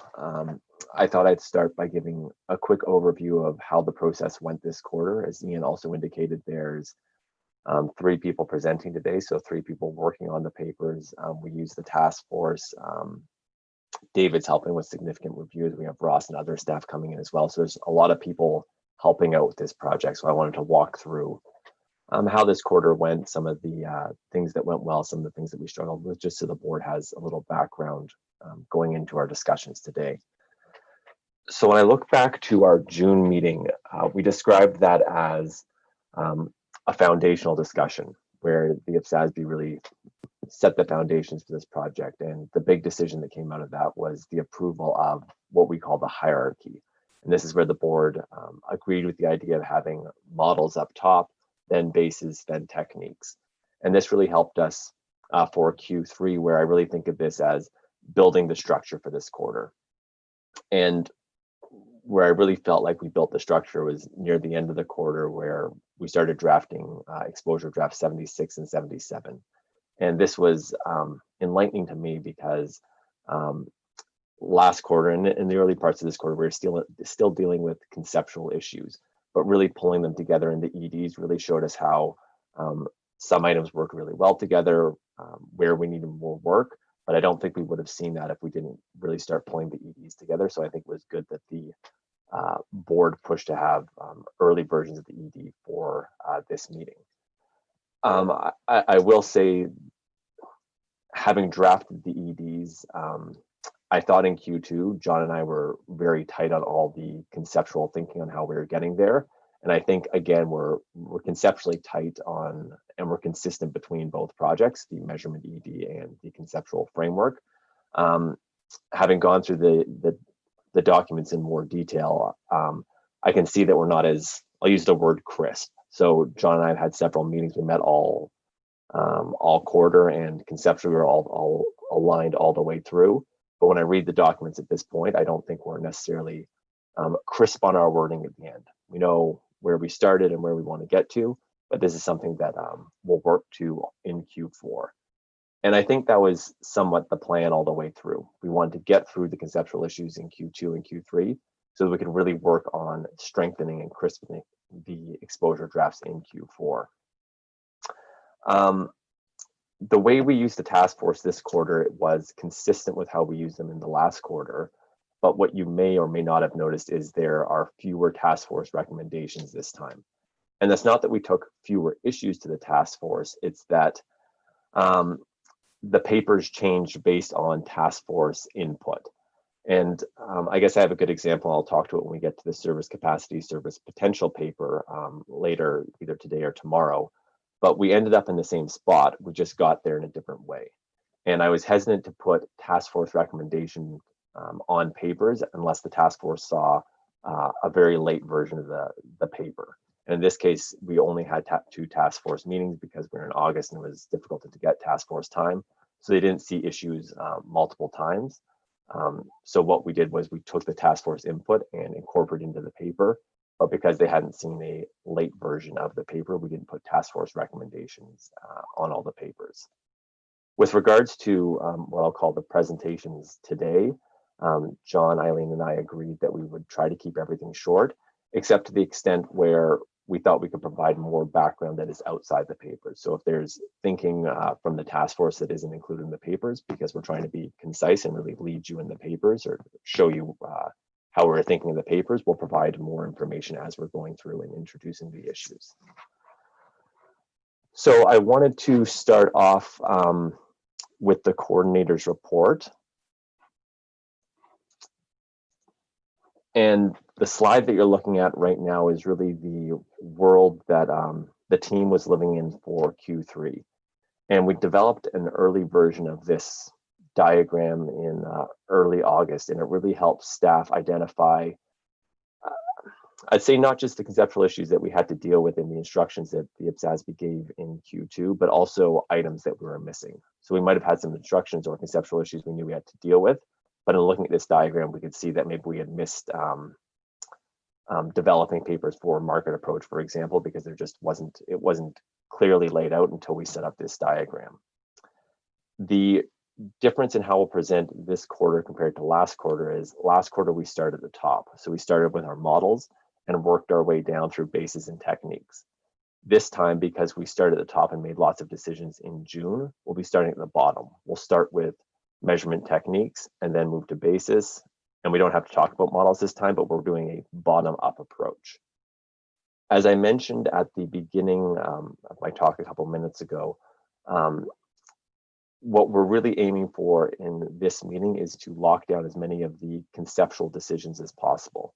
And what that'll allow the team to do in Q4 is really work on the exposure drafts and tighten them up and crispen the wording between the EDs so that you have something really tight to look at in October and December. So I'd say selfishly from a staff perspective, the more conceptual issues we can lock down, the fewer moving parts there are for us in Q4, and that'll create stronger exposure drafts. So before I turn it over to John to take us through the first agenda item, Chair, maybe I'll turn it back over to you to see if members have any questions on process at all. Thanks, Dave, for that very helpful introduction. And I should say, I think, from a board perspective, thank you for a strong set of papers. They cover a lot, but I think that particularly that overview really helps us in terms of the approach that's being taken and gives us something to navigate through. So thank you for that. Just check whether there are any comments at this stage from board members, questions, clarifications. Thomas, you wanted to make a comment. Yeah, thank you, Ian. Just one question to Dave, probably. I think in the December meeting in Abu Dhabi, the CAG discussed on this project and especially on the aspects of measurement. And if I read the minutes correctly, then I think a couple of members highlighted the connection between measurement and capital maintenance. I'm not so sure whether I find the aspect of capital maintenance in one of the papers. At least I didn't find it where I would expected that. Just to kind of know whether you have looked at it or whether it is still coming or whether you have come to a kind of a different conclusion regarding the connectivity between capital maintenance and measurement. So I can start to answer, but I'll let John take over. Capital, so it's something that we've talked about at a high level, Thomas. And it's something that John will take over in what I'll call phase 2 of the conceptual framework project that I think is going to start roughly early January next year, assuming we meet our timeline. But John, I don't know whether you have more to add on that. No, that's right. Capital maintenance is in phase 2, Thomas, so it's not directly addressed at the moment. Okay, thanks for that. Any other comments from members before we hand over to John? Okay, no, thanks for that. So, John, over to you to introduce us to item 7.2.2. Yeah.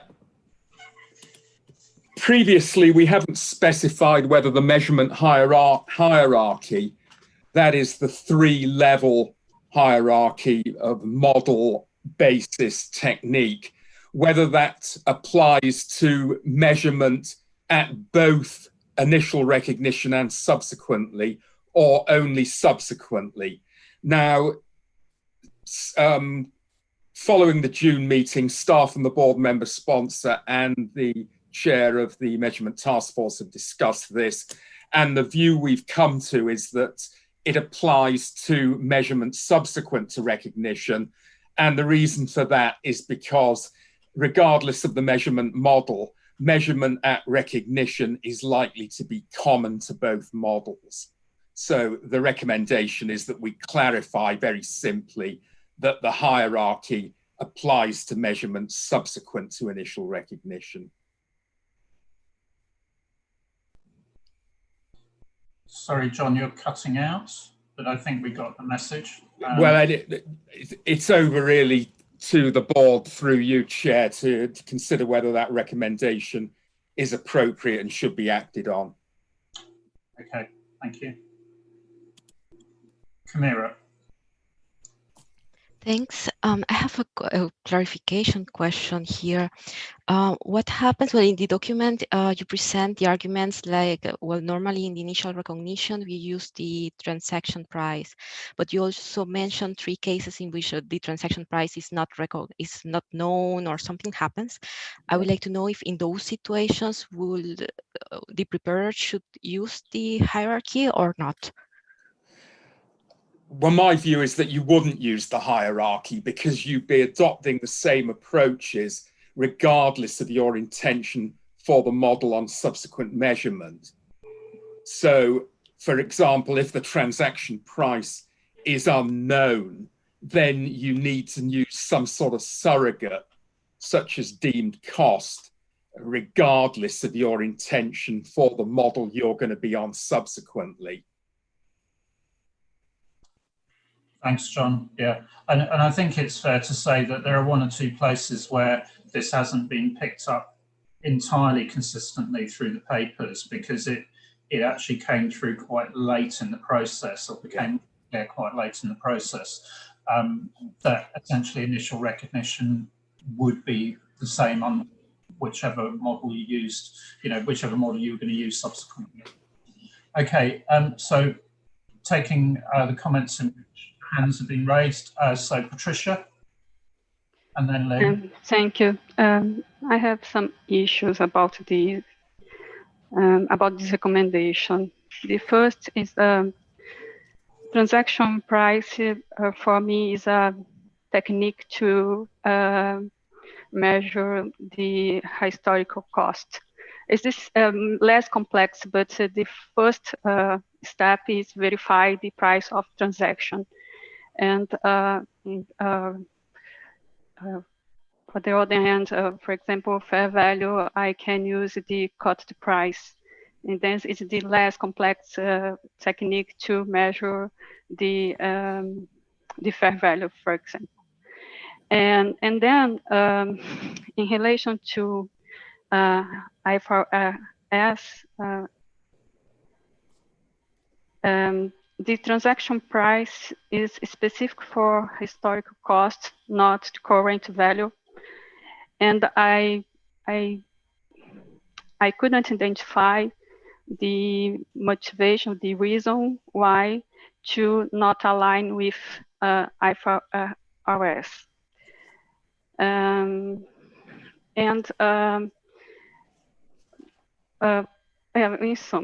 In my view, transaction price and cut price is the less complex way to measure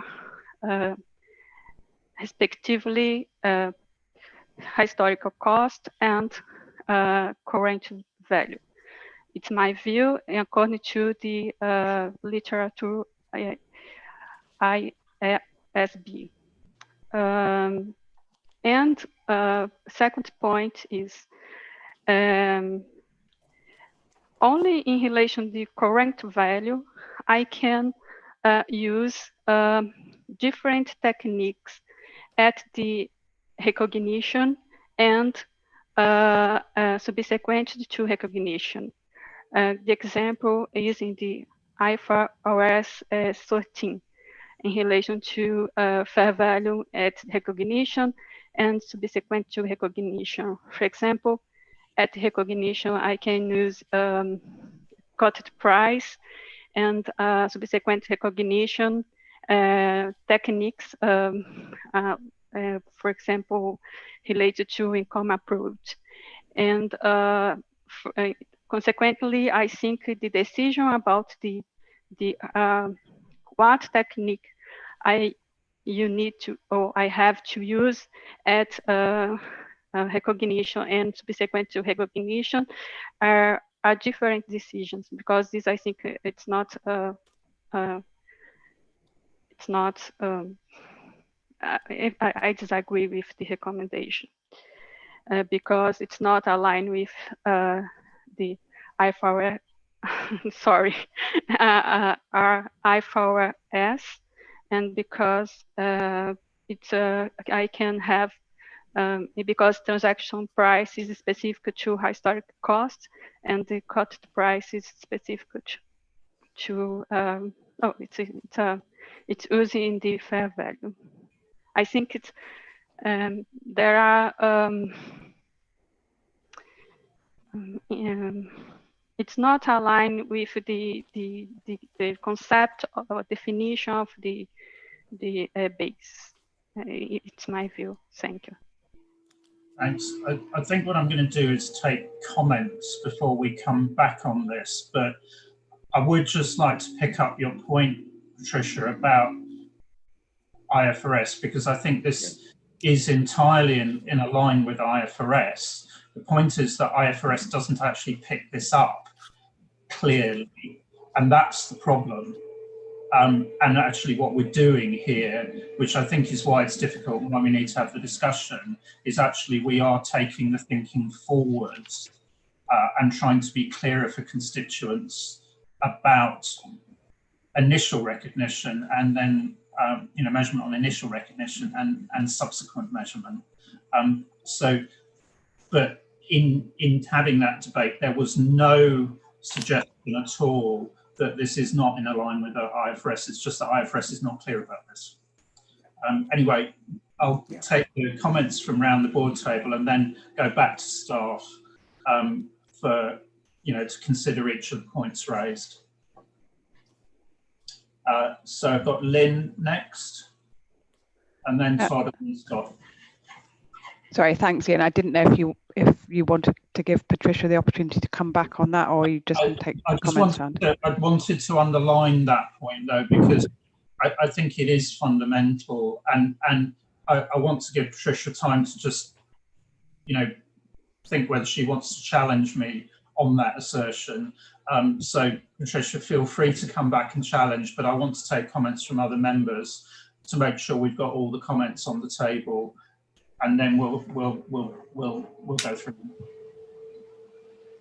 So I guess when I first had the conversation with John about the thinking and where it was going, that this is on subsequent measurement, I was surprised that that's where we ended up, but equally I did have some sympathy for when you first do the double entry bookkeeping, you've got a transaction, and that's probably the first entries that you do in your journal, and then you do an adjusting entry if you're on current value. So I then ended up slightly more relaxed. However, if we are saying that initial measurement is a consistent sort of recording of a transaction in the very first instance, regardless of what model you're in, we haven't followed that thinking through, and I don't understand why we didn't end up with a generic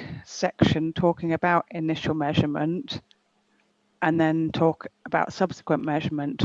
Whereas in the later papers, we only talk about having a section on initial measurement in the historic cost guidance, and that didn't feel logically right to me. If we're saying initial measurement is consistent, then we should have a generic conversation about initial measurement before talking about subsequent measurement.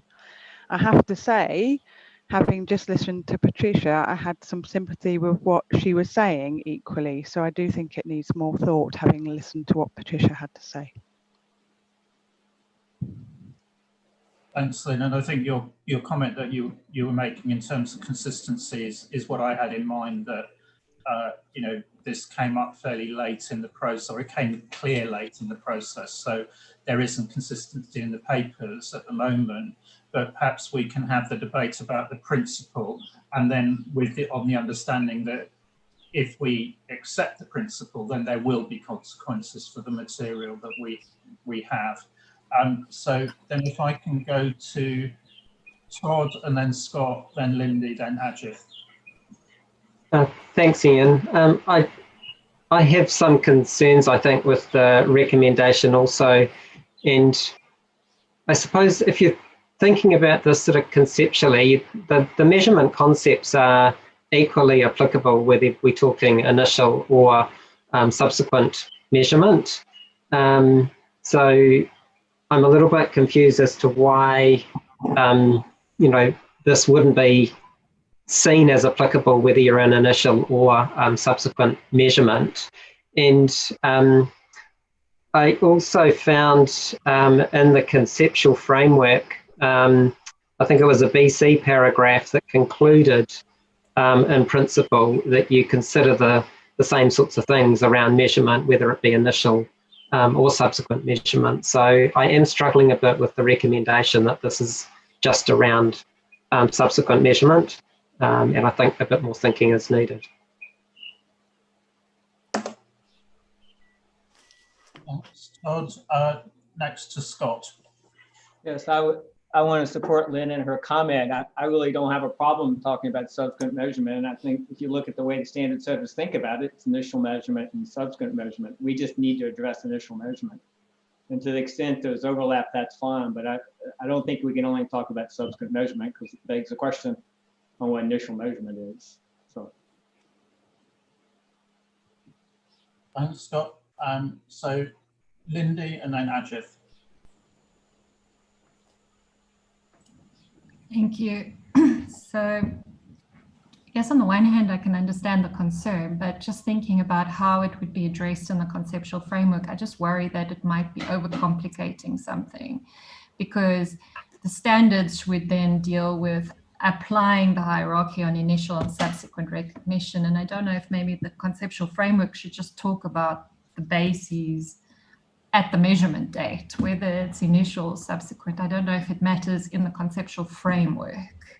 So I was also struggling to understand, well, what is the problem that isn't going to get addressed in the at a standards level, and how we would explain this in the conceptual framework without adding a lot and maybe just confusing the reader. Thanks, Lindy. Ajith. Thanks, Ian. I was just thinking on initial recognition, we don't select the model. We don't select whether it's a historical cost model or current value model. But we will be using the next level, that is the bases, and as well as the techniques that we are identifying in this hierarchy. So it is just a selection that we are not doing, selection of the model that we are not doing, but we are using the bases and the techniques. So I think it is only the selection of the model that will not be applicable, but the bases and techniques will still be applicable.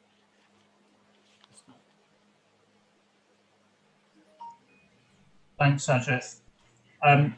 So, I mean, I think, you know, probably the best thing is, Dave, you wanted to come in. So take Dave and then back to John. Clearly, I sense from members, I mean, this is not being reflected fully through the papers at the moment, and I think we have to acknowledge that. The question is actually really at this stage, do we accept that there is one way, essentially there is a common approach in terms of initial recognition. It's back to Lynn's point about the journal entries that you would do when you first recognize an asset. Are they the same regardless of what basis you take subsequently, what model you adopt, what basis you adopt subsequently? That's probably the question that we need to focus on. So Dave, and then John, and then I'll open it back up again for comments. So some of my comments I was saving for later papers, so I get to use them now. I was going to give a little background and say this entire discussion really came out of when we were trying to apply this hierarchy to historical cost, and that's what really highlighted the initial versus subsequent measurement. So some of my comments were going to come up at the historical cost paper.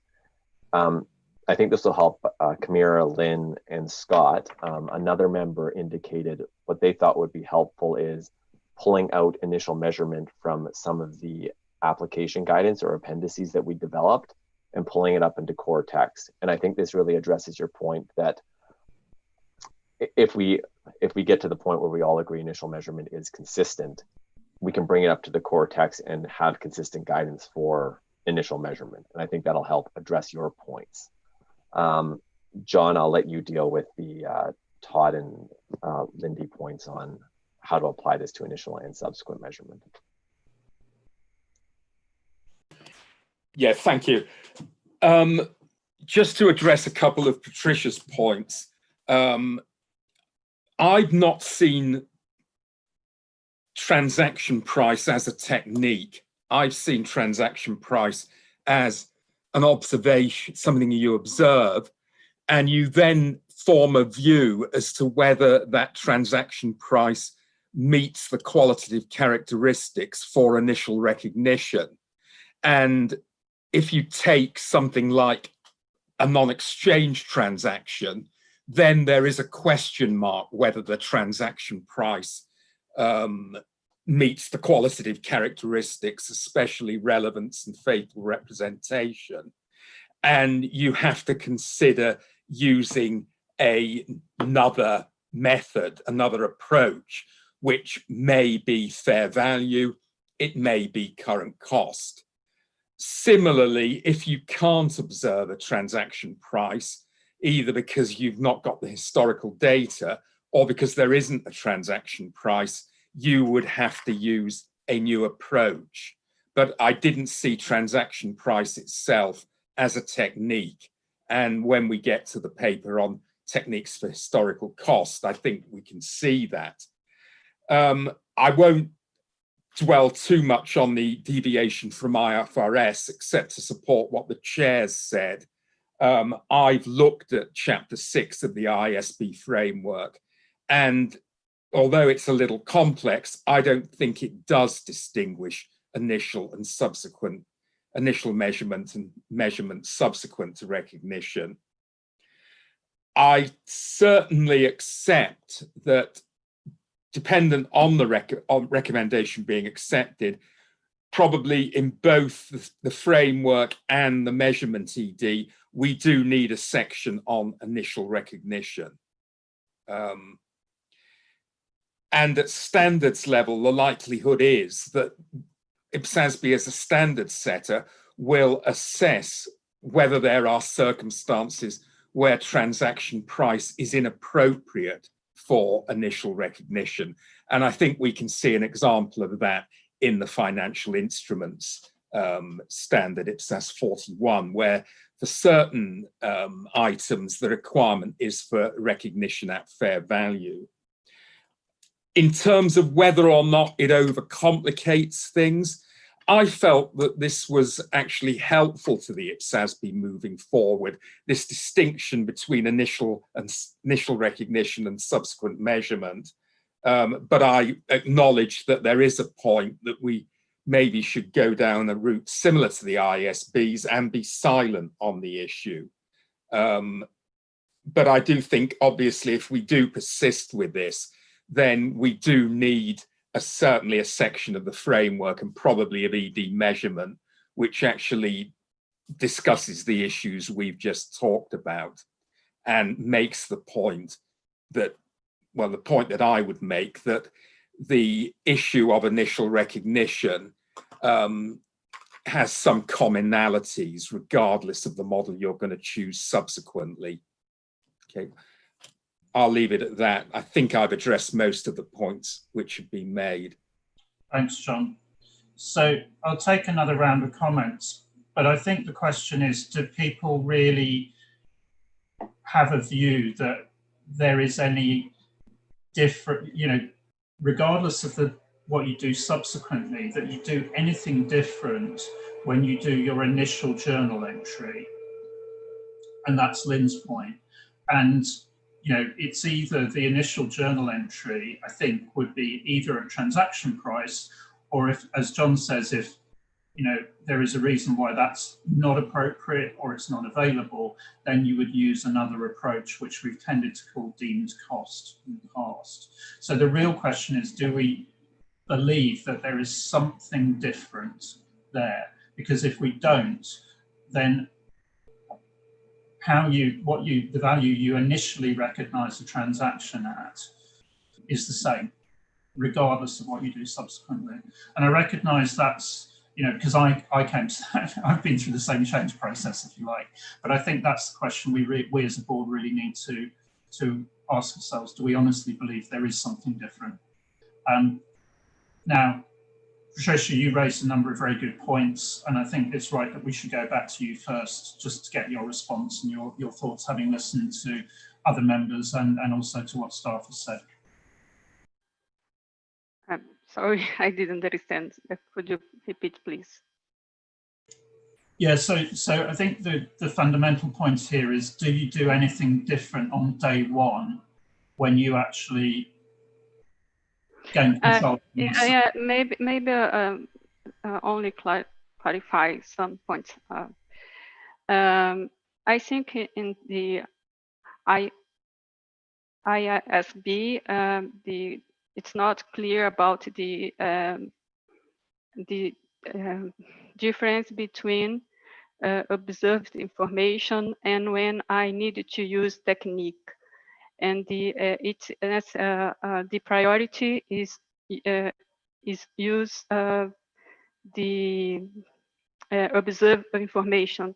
In this sense, the transaction price and cost price is observed information and didn't need use techniques. But it's not clear in the IFRS. And in relation to not alignment, it's not in relation to the conceptual framework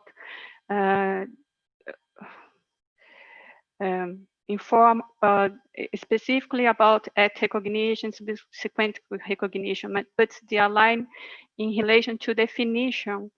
Transaction price is used to historical cost and not for other bases. Then in some standards, in the at recognition is for fair value. Then I think it's not specifically about the alignment, not alignment about the definition at recognition, subsequent recognition, but aligning in relation to how I use the definitions, the assumptions in relation to the base. It's my point. Thank you. Thanks, Patricia. So Lynn, then Bernard, then Todd. Thanks, Ian. I think the conclusion I'm coming to is what I said before. I think it needs more thinking. If we determined that initial recognition is the same across whatever model, there are consequences to that, and I think we need to fully understand the consequences. And just to give two examples, one is if you are in the current value model, you recognize property, plant and equipment at transaction price, you then immediately revalue to replacement cost and it's lower. What do you do with that loss? Is it that you should never have recognized the cost of the asset as an asset in the first place? Or is it that it's immediately impaired and that could hit a different place in your performance statement? So I think we need to think through the consequence. If we say initial recognition is the same, are we happy with what that means in terms of where you book a loss and what that means?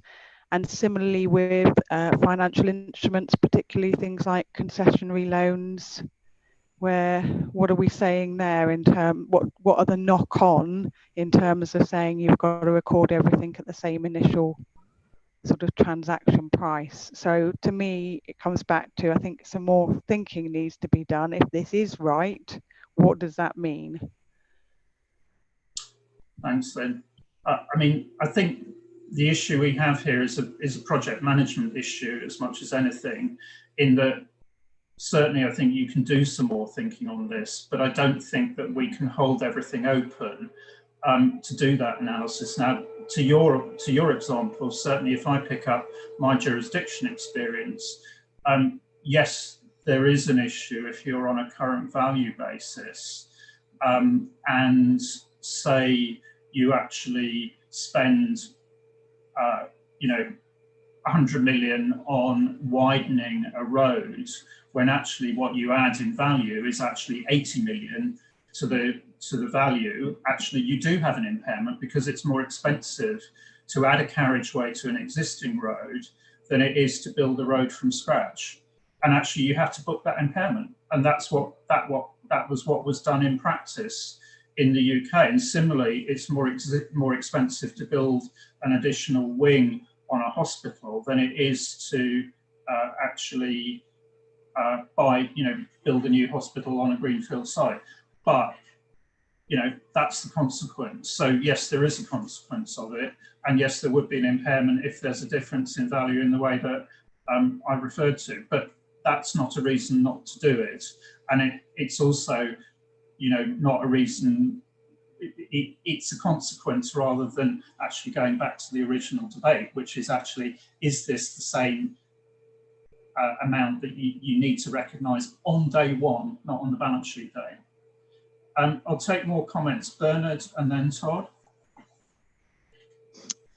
Thank you, Ian. I do agree with what Lynn said, actually, on that we have to think through it. But at the same time, I mean, if we really just focus on this very initial recognition, like Lynn, like you pointed out, the first journal entry, right?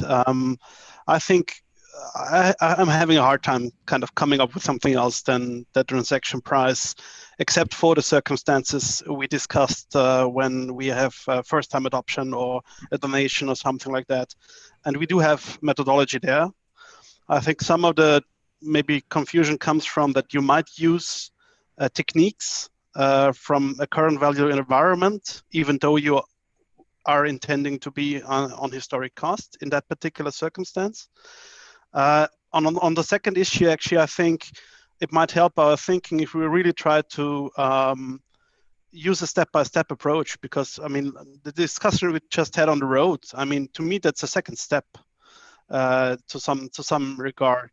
So I think sometimes we might think about what does this mean actually in the financial statement. In the financial statement, it might mean that you will have a different value.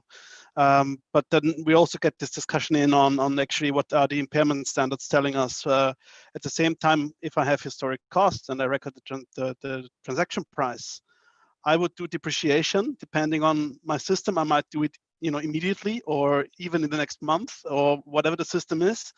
So I think these kind of subsequent procedures, I would try to separate them in my thinking, at least, from the recording of the transaction itself. Thanks, Bernard. and I see support for that. Todd? Yeah, I think I had a similar point to what Bernard has raised, and was when Ian, you mentioned that initially you're measuring it cost or deemed cost, and it was that comment that made me think, yeah, and it's that deemed cost that in my mind means that the hierarchy that we've built here, I mean, you could, when it comes to deemed cost, use a number of these other measurement bases to get a deemed cost.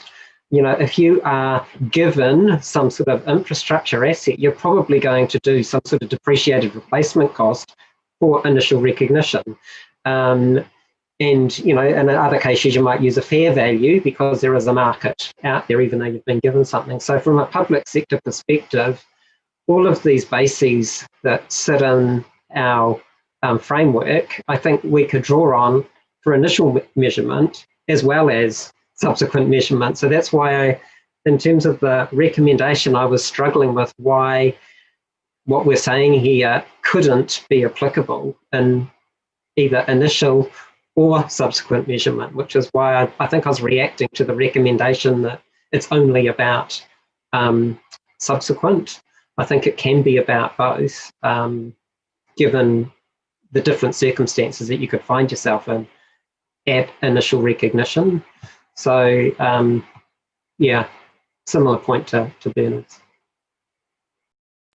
Thanks, Todd. I think that's an interesting point in terms of the way it's been framed in the paper is clearly giving members problems in terms of understanding. And I think that's why I'm trying to get as much discussion as possible so that we get a shared understanding, because it is a fundamental issue. Rod. Thanks, Chair. From a public interest perspective, practicality always looms large. So I agree with Bernard and Todd. Thanks, Rod. Yeah. I mean, David, I haven't asked you to input so far, but if you wouldn't mind, because I think, you know, when we had a discussion about this, it was actually some of your practical experience on implementation that actually swayed me. Okay. Well, as you said that, I would my pointer was hovering over the raise hand. I think I'll sort of try to explain it by reference to the diagram. So if board members have actually got the hierarchy diagram in front of them, and this is sort of based on experience in Foreign Office when I was actually in charge of part of the accounts, and we did buy quite a few assets. When you initially recognize your assets, so you're recognizing and initially measuring, if you look in the historical cost model box, you're actually in the historical cost basis box, really, because as you know, Patricia was talking and John about, it's the cost that you paid for that asset. Now, that's what you book. I mean, and that goes back to Lynn's first journal entry. So you're either going to book the cost that you paid for it, or if, picking up on John's point, you haven't got a cost, you're going to fish around for another method to record the initial value to you, which, as Todd points out, will come from one or other of the techniques that are sitting under current value, because that's all you can do. So you're sitting there, effectively, you've recorded that asset at its initial cost or deemed cost to you. Now, then what happens is you move up the hierarchy model and you come to am I in the historical cost model or am I in the current value model? Now, in some jurisdictions, that would be left to your discretion. In most jurisdictions, like New Zealand, Australia, the UK, you've already been told that you're in the current value model. So you move across if you're in the current value model. If you're in the historical cost model, you stay where you are. You've got your opening book entry and you stay where you are. I mean, forget depreciation, impairment and everything else, but you stay where you are because you've got your opening book value, which you then use for your subsequent measurement. If you're in the current value model, you move across and then you have to decide, well, which of the techniques or the bases and techniques am I then going to use? Now, that could be dependent on whether you're under the financial capacity or operational capacity, all the other things that we've talked about as we've been developing the papers for these meetings. So whatever model you end up in, which is going to be either day one or day two, whatever model you end up in, your initial record, your initial measurement is going to be the same. It's the subsequent measurement that then changes or not, depending on which of the two models you're in. And that's why, I mean, as Ian said, I mean, really this came up quite late after the papers were posted, I think, in a way, when we were talking about it again. And that's why we sort of are starting to think that the best way to approach this would be to take out of the appendices that we've currently drafted anything to do with initial measurement, which would include the points that Patricia's made about, you know, your deemed cost or your actual cost. Put that into the core text of ED measurement because it's generic, and leave in the appendices what you do afterwards, either whether you're still on historical cost model or whether you're in the current value model. Now, I appreciate that picking up on Lindy's point, then actually I think brings into sharp relief what do we say in the conceptual framework. But I think from a practical point of view, what we're suggesting, I think, is the right way, because whatever model you end up on, you should always be recording initially using the same approach.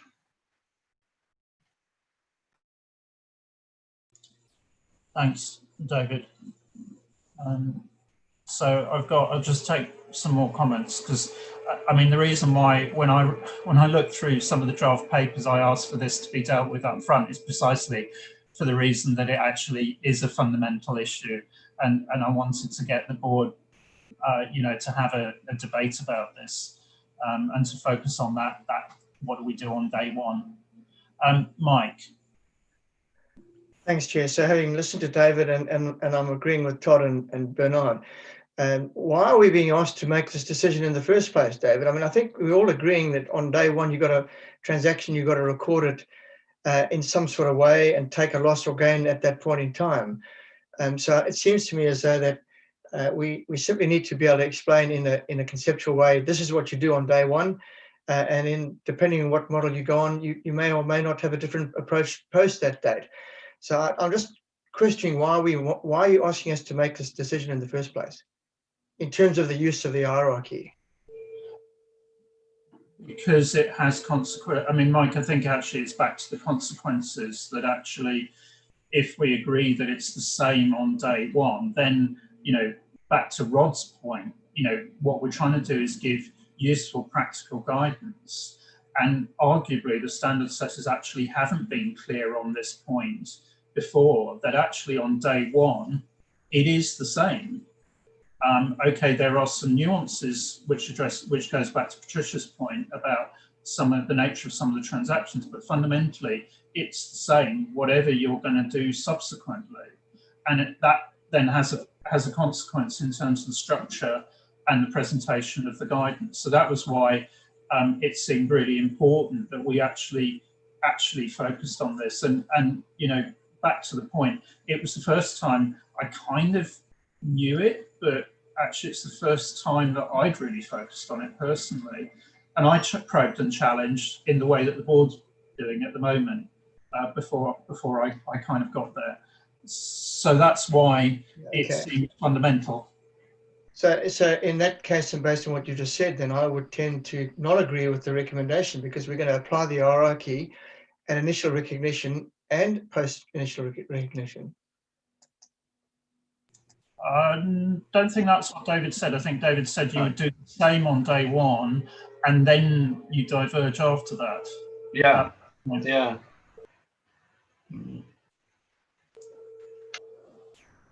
That's provoked some discussion and debate. I Todd, I think the point I would make is that you make use, if you need to do your initial measurement, you will make use of some of the techniques that we show in the hierarchy as sitting under current value, if you need to. But if you bought it today and you've got an invoice or a bill in your hand, that's what you use to do your initial measurement with. That's, going back to Patricia's point, that's the observable input. You'd only use the other methodologies if it was required by another standard, like financial instruments, or picking up, I think it was on Bernard's point, it's first time adoption and you haven't got the information, or picking up on John's point, you've decided that the transaction or the cost that you paid for it is only a fraction of its true worth.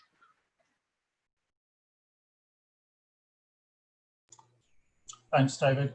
So I've got Todd, Lindy, Mark, and Lynn.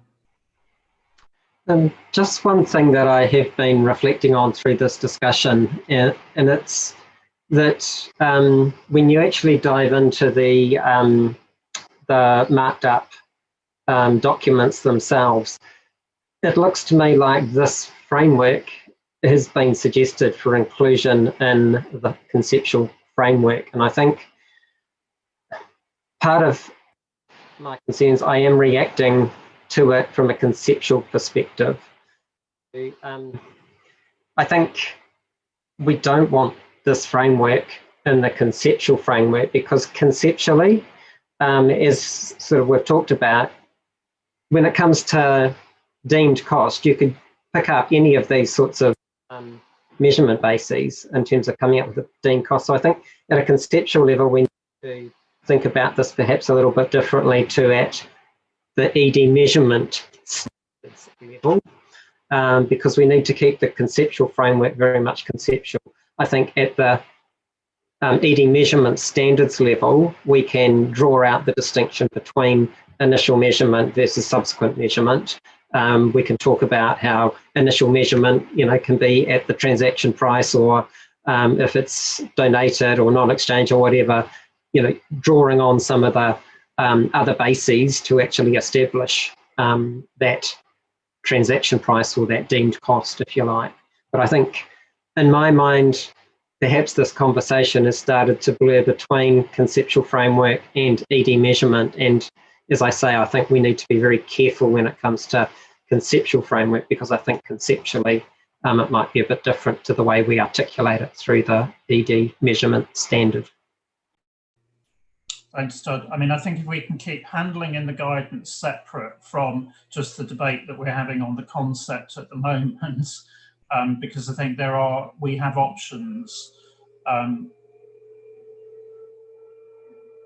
So I've got Lindy, then Mark, then Lynn.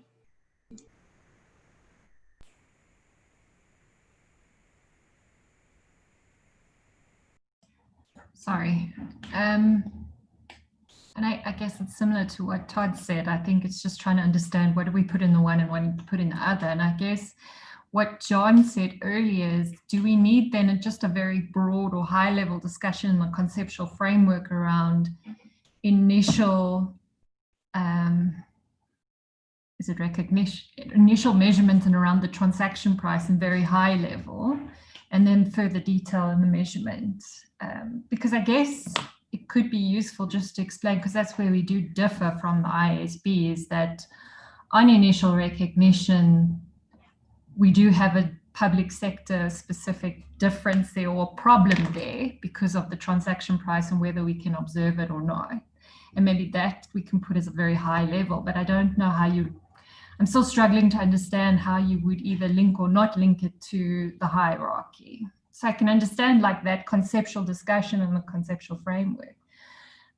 But I also struggle a little bit because I think a lot of this is around assets, and I don't know when you apply it to liabilities, is there anything that would be any different either? Because I wonder if we are just focusing a lot on assets here, but liabilities, is there really a deemed cost, or so I wondered if we're going to do this, we would just make sure that there is the right balance as well. Thanks, Cindy. Mark, you don't want to come in anymore?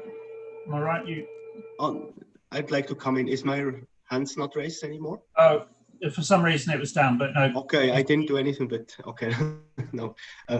Having listened to the discussion, I was always of the view that we have developed this hierarchy in terms of the subsequent measurement, and I would be reluctant just to say, let's apply it for the initial measurement without having, in the same way, fundamentally looked at it.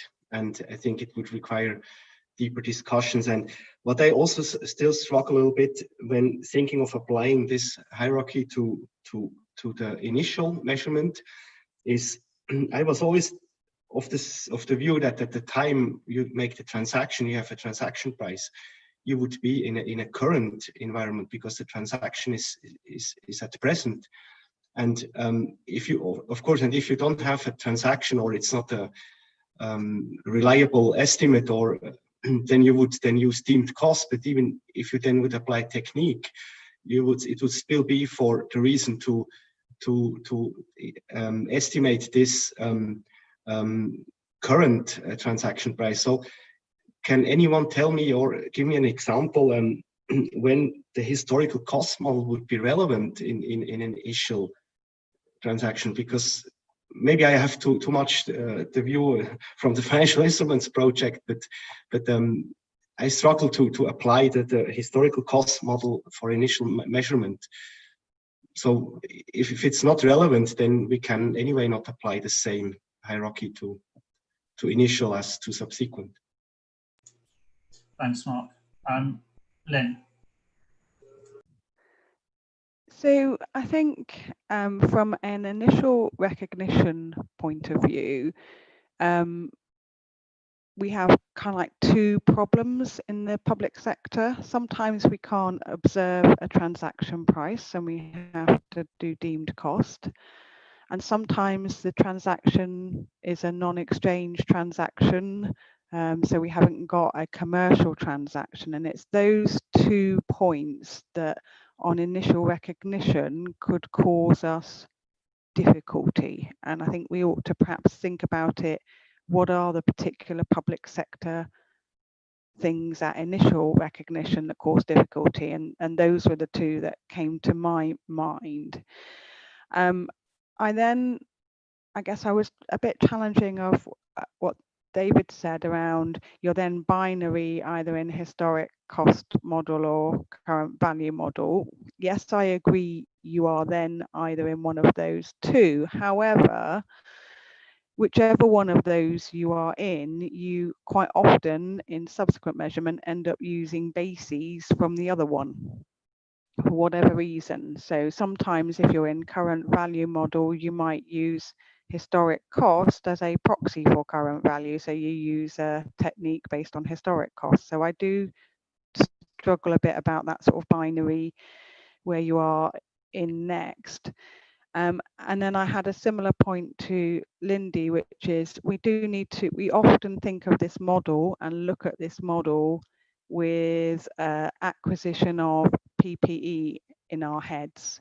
And we need to make sure that it works when it's not PPE, when it might be financial instruments or inventories or liabilities as well as assets. And I think every time we test ourselves on this, we need to test ourselves for all of those types.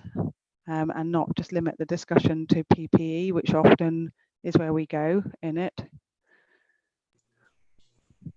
Thanks, Lynn. So, Rod, you were next, and then Ajith, and then I'll sum up where I think we've got to.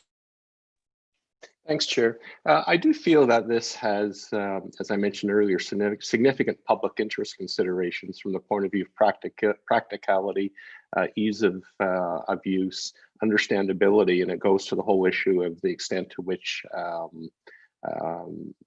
adopters will easily apply our standards. So my comment was that at some point, and I don't mean to put Thomas on the spot here now, but at some future point, I think it'd be really helpful to get a CAG perspective on this particular issue for those exact reasons. Thanks, Rod. Ajith. Yeah, thanks, Ian. I was thinking now, see, we use transaction cost price. But when you use transaction price, they're actually using the technique in historical cost model. And if the transaction price is different from fair value or current value, then that means if the historical cost model figure that you're getting is different from the current value model figure, you're actually shifting back to the current value model. And so then you would use current cost technique or a fair value technique, depending on which is applicable. And if in cases where you cannot use transaction cost, then you will, and if you're in a situation of first-time adoption, you will use beam cost. And when you use beam cost, you will still use the current value models. You will use current cost or fair value. So that beam cost also takes you back to the current value model basis.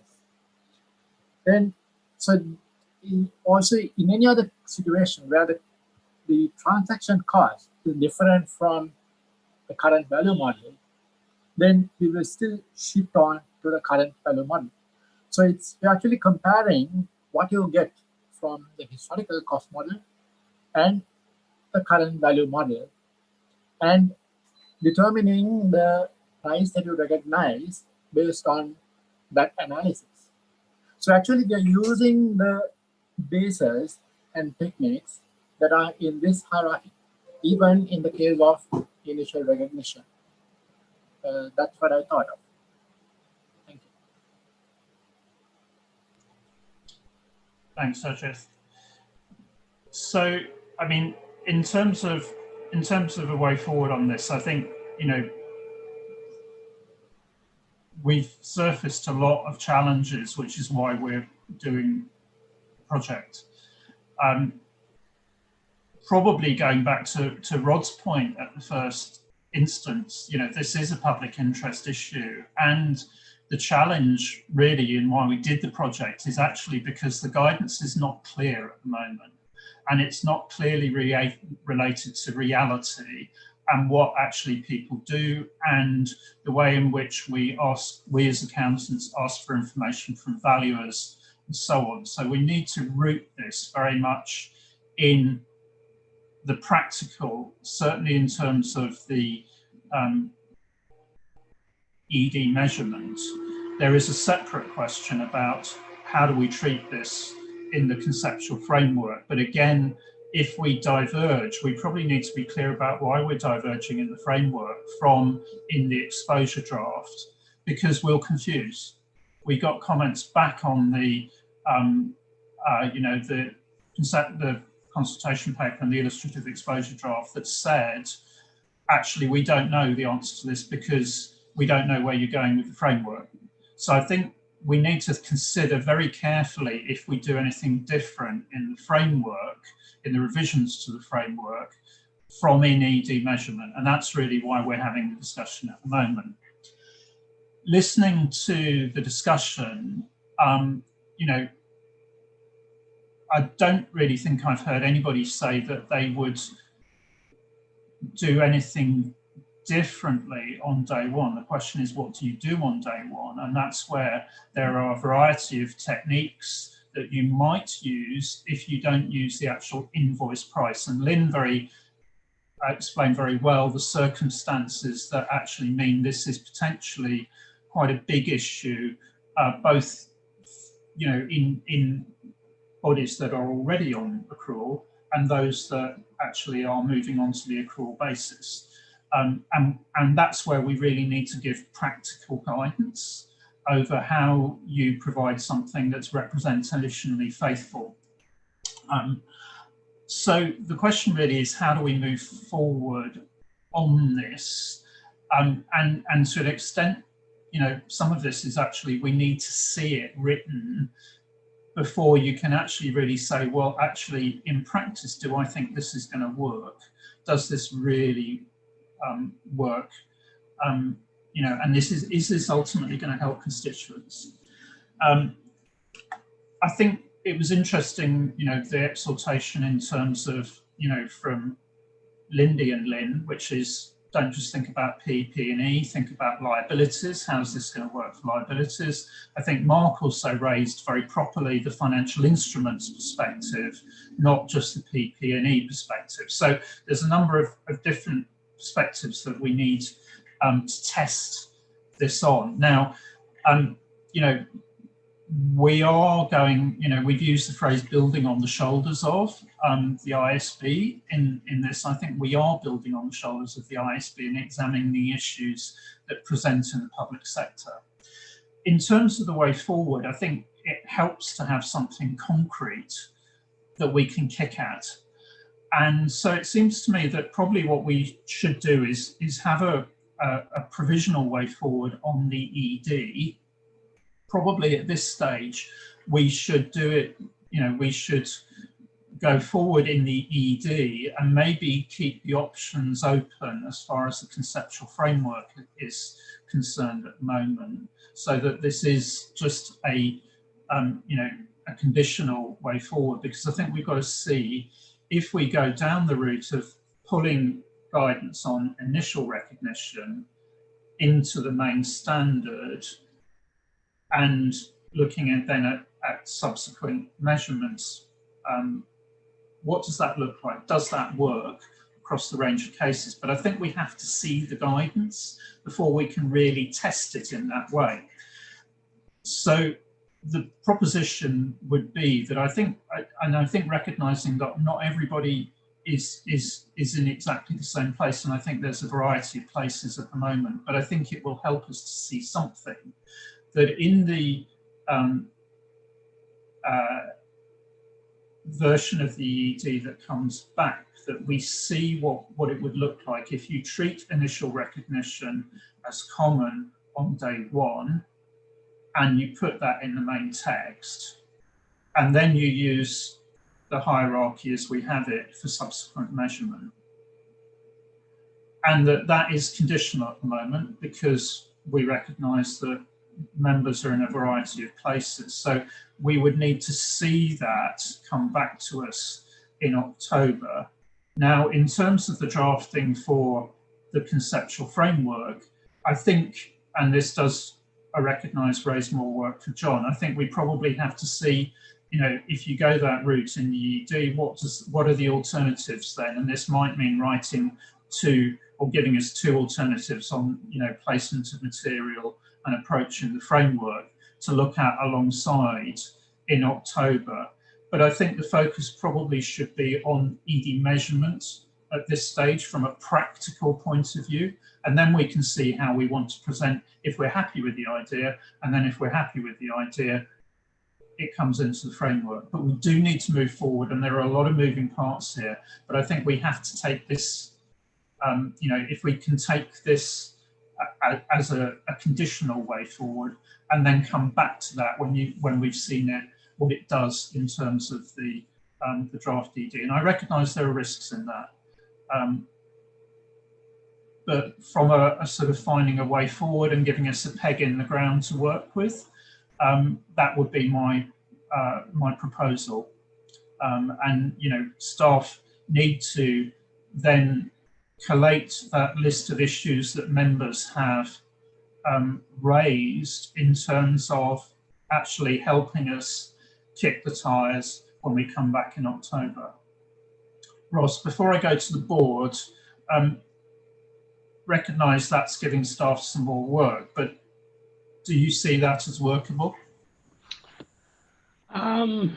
I think we're adding a lot to that October meeting, so I think we're going to have to see where we get on the other items, because we had planned to get through consequentials there, and we don't have a great deal of time between this meeting and October. So I think it's workable to add it to the list, but we'll need to take it away and really work through, how much we can get done. Because I think the one risk is if we add too much to that and we move too quick, we're not going to get the quality of paper and discussion the board needs to actually land the issue. Okay. I mean, I think that's useful to highlight that risk, but inevitably, as we've seen all the way through, unless we actually get the ED in place, we're not going to be able to do those consequentials. So I think, that underlines why we need a pragmatic way forward at this stage, because otherwise all of that goes on hold and we could still have the same debate when we come back in October. With that caveat in terms of what happens on consequentials, can we move forward on that basis?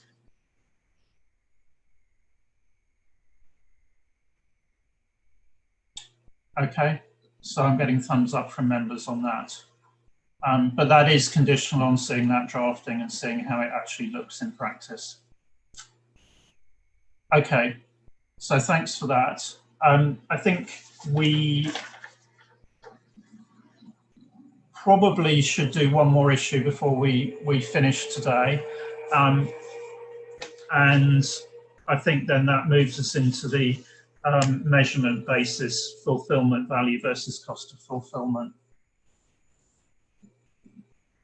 John, that's you.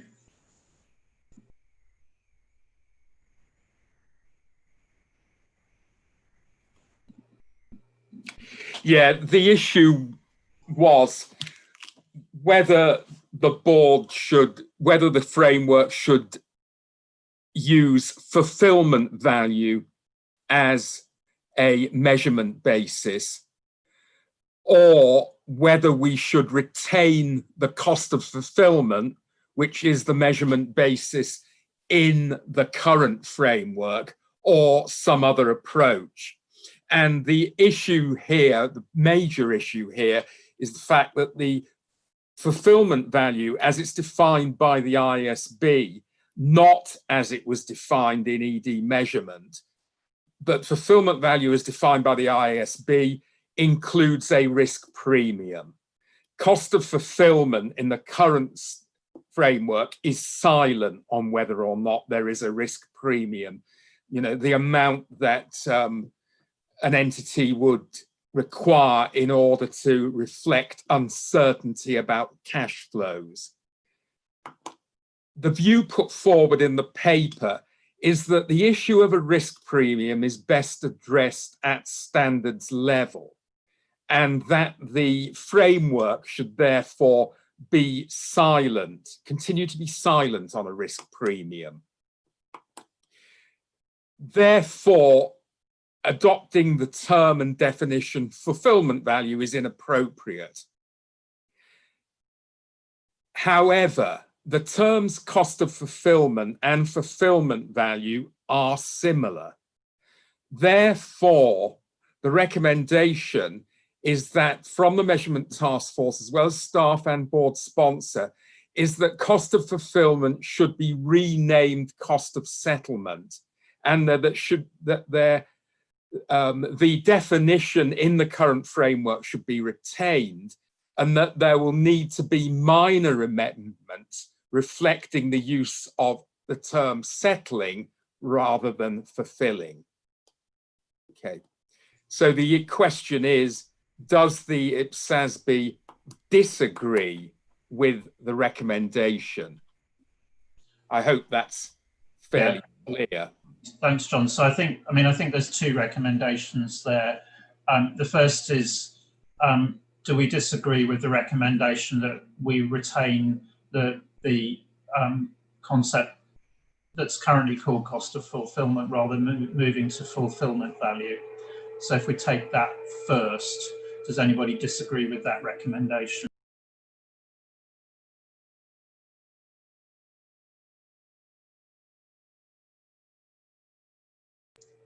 Okay, so I think we're content for the reasons you've outlined, John. So that's the board's decision on that we retain cost of fulfillment.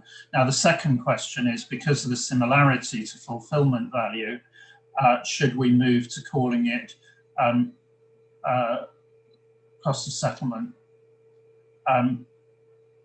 Does anybody disagree with that recommendation from staff? Todd?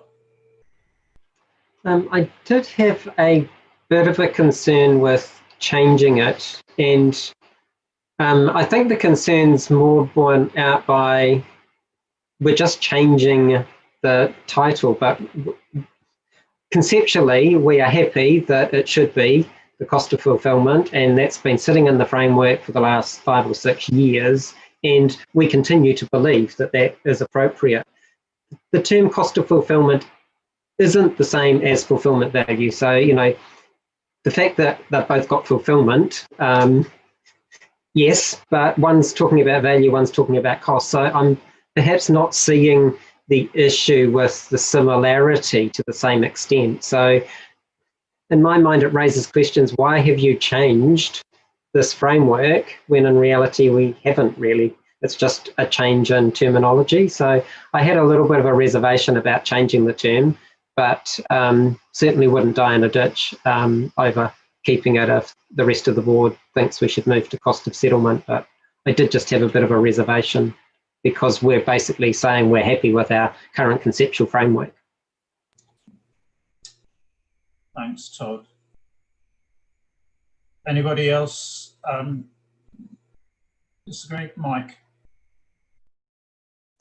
Thanks, Chair. So I'm with Todd. I'm happy to change, although the term cost fulfillment seems to have worked for us for 6 years, although I'm not sure where we've necessarily used it at a standards level, but I'm happy to change. But I'm also on the issue around the risk premium. Can we just deal with that in a BC to make it clear that it's not included?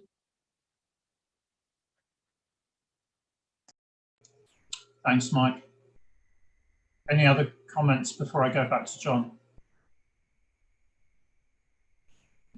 John, I think back to you. I mean, I think we can take it as read that because constituents have raised the risk premium with us, that we will need to address that in a basis for conclusion. Yeah, definitely. That does need to be addressed now we've got the decision that this is a standards level issue, and that whatever term we end up with does not reflect a risk premium.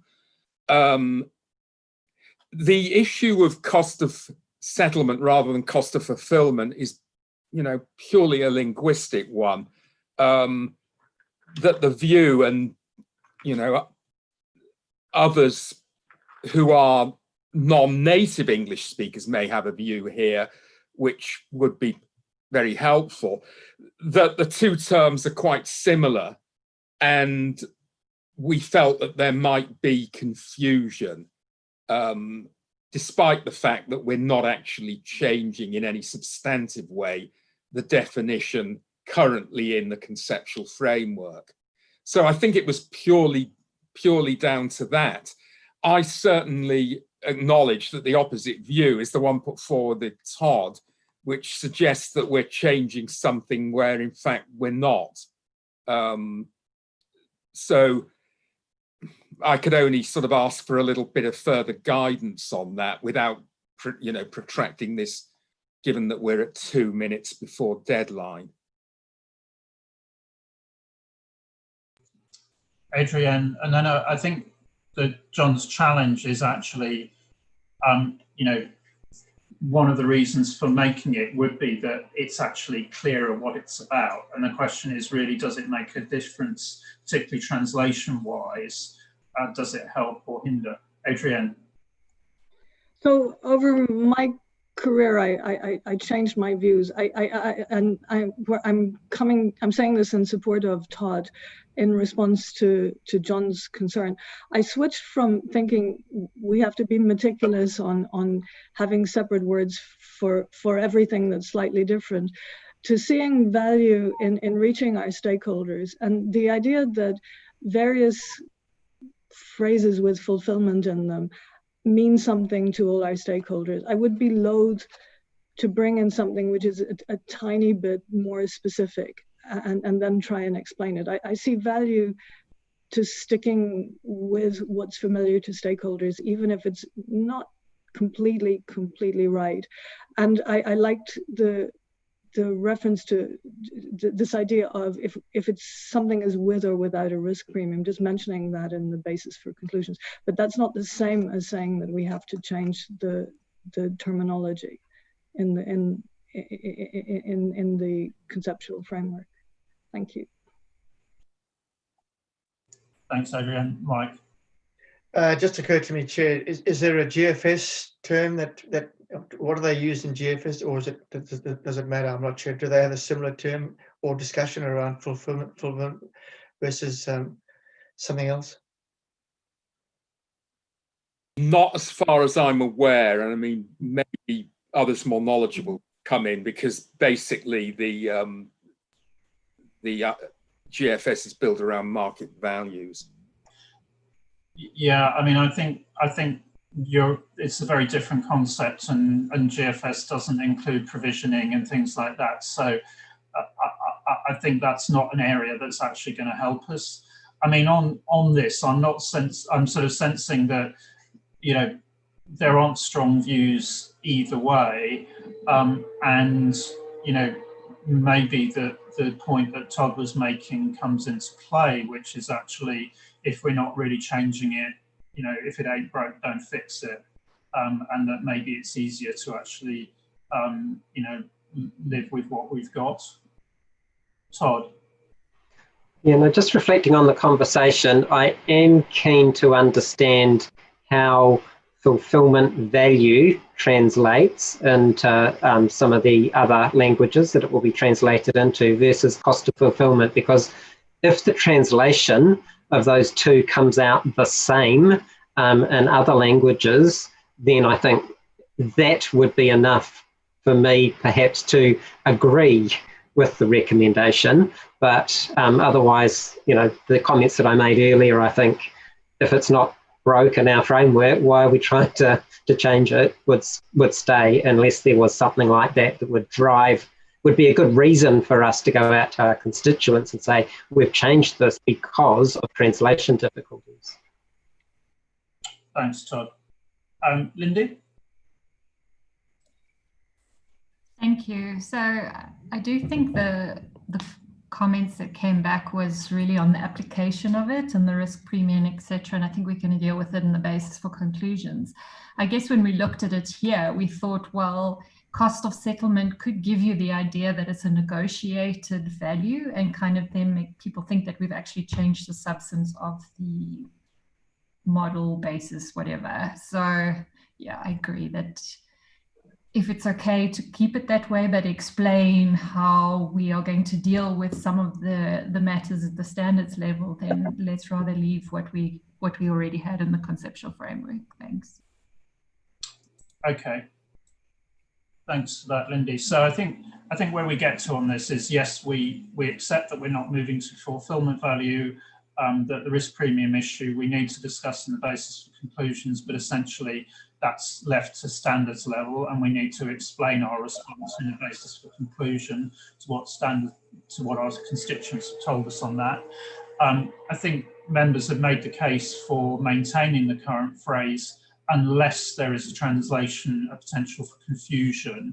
And I think that's where we need to look to the advice of members around the board, you know, in terms of, and we can, you know, but it's basically, if you translate fulfillment value and cost of fulfillment, are they, you know, does that cause a confusion that they're the same as opposed to using cost of settlements? And I think, you know, using the resources around the board, clearly we've got access to advice on that from, you know, potentially from Spanish, Portuguese, French, and German. So I think, you know, if we can just ask for those members, you know, to comment on that, whether there's a, if you like, they see a potential confusion that's staying with, you know, in staying with cost of fulfillment, bearing in mind ISB now has fulfillment value, you know, or whether we, you know,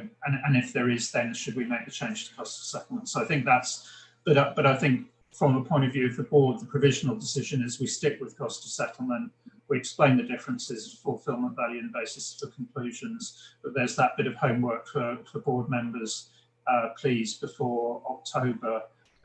You know, if we need to change, then, you know, let us know, but if not, then we stick with cost of fulfilment.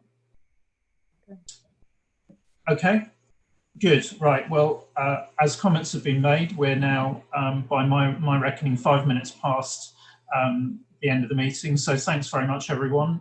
We've covered, again, quite a lot of ground, and I think we had a good discussion on initial measurements on initial recognition. So we will reconvene tomorrow, and we will move forward then with the next item as we move into discussion of measurement technique 7.2.4. Okay, so thanks everyone, and see you tomorrow.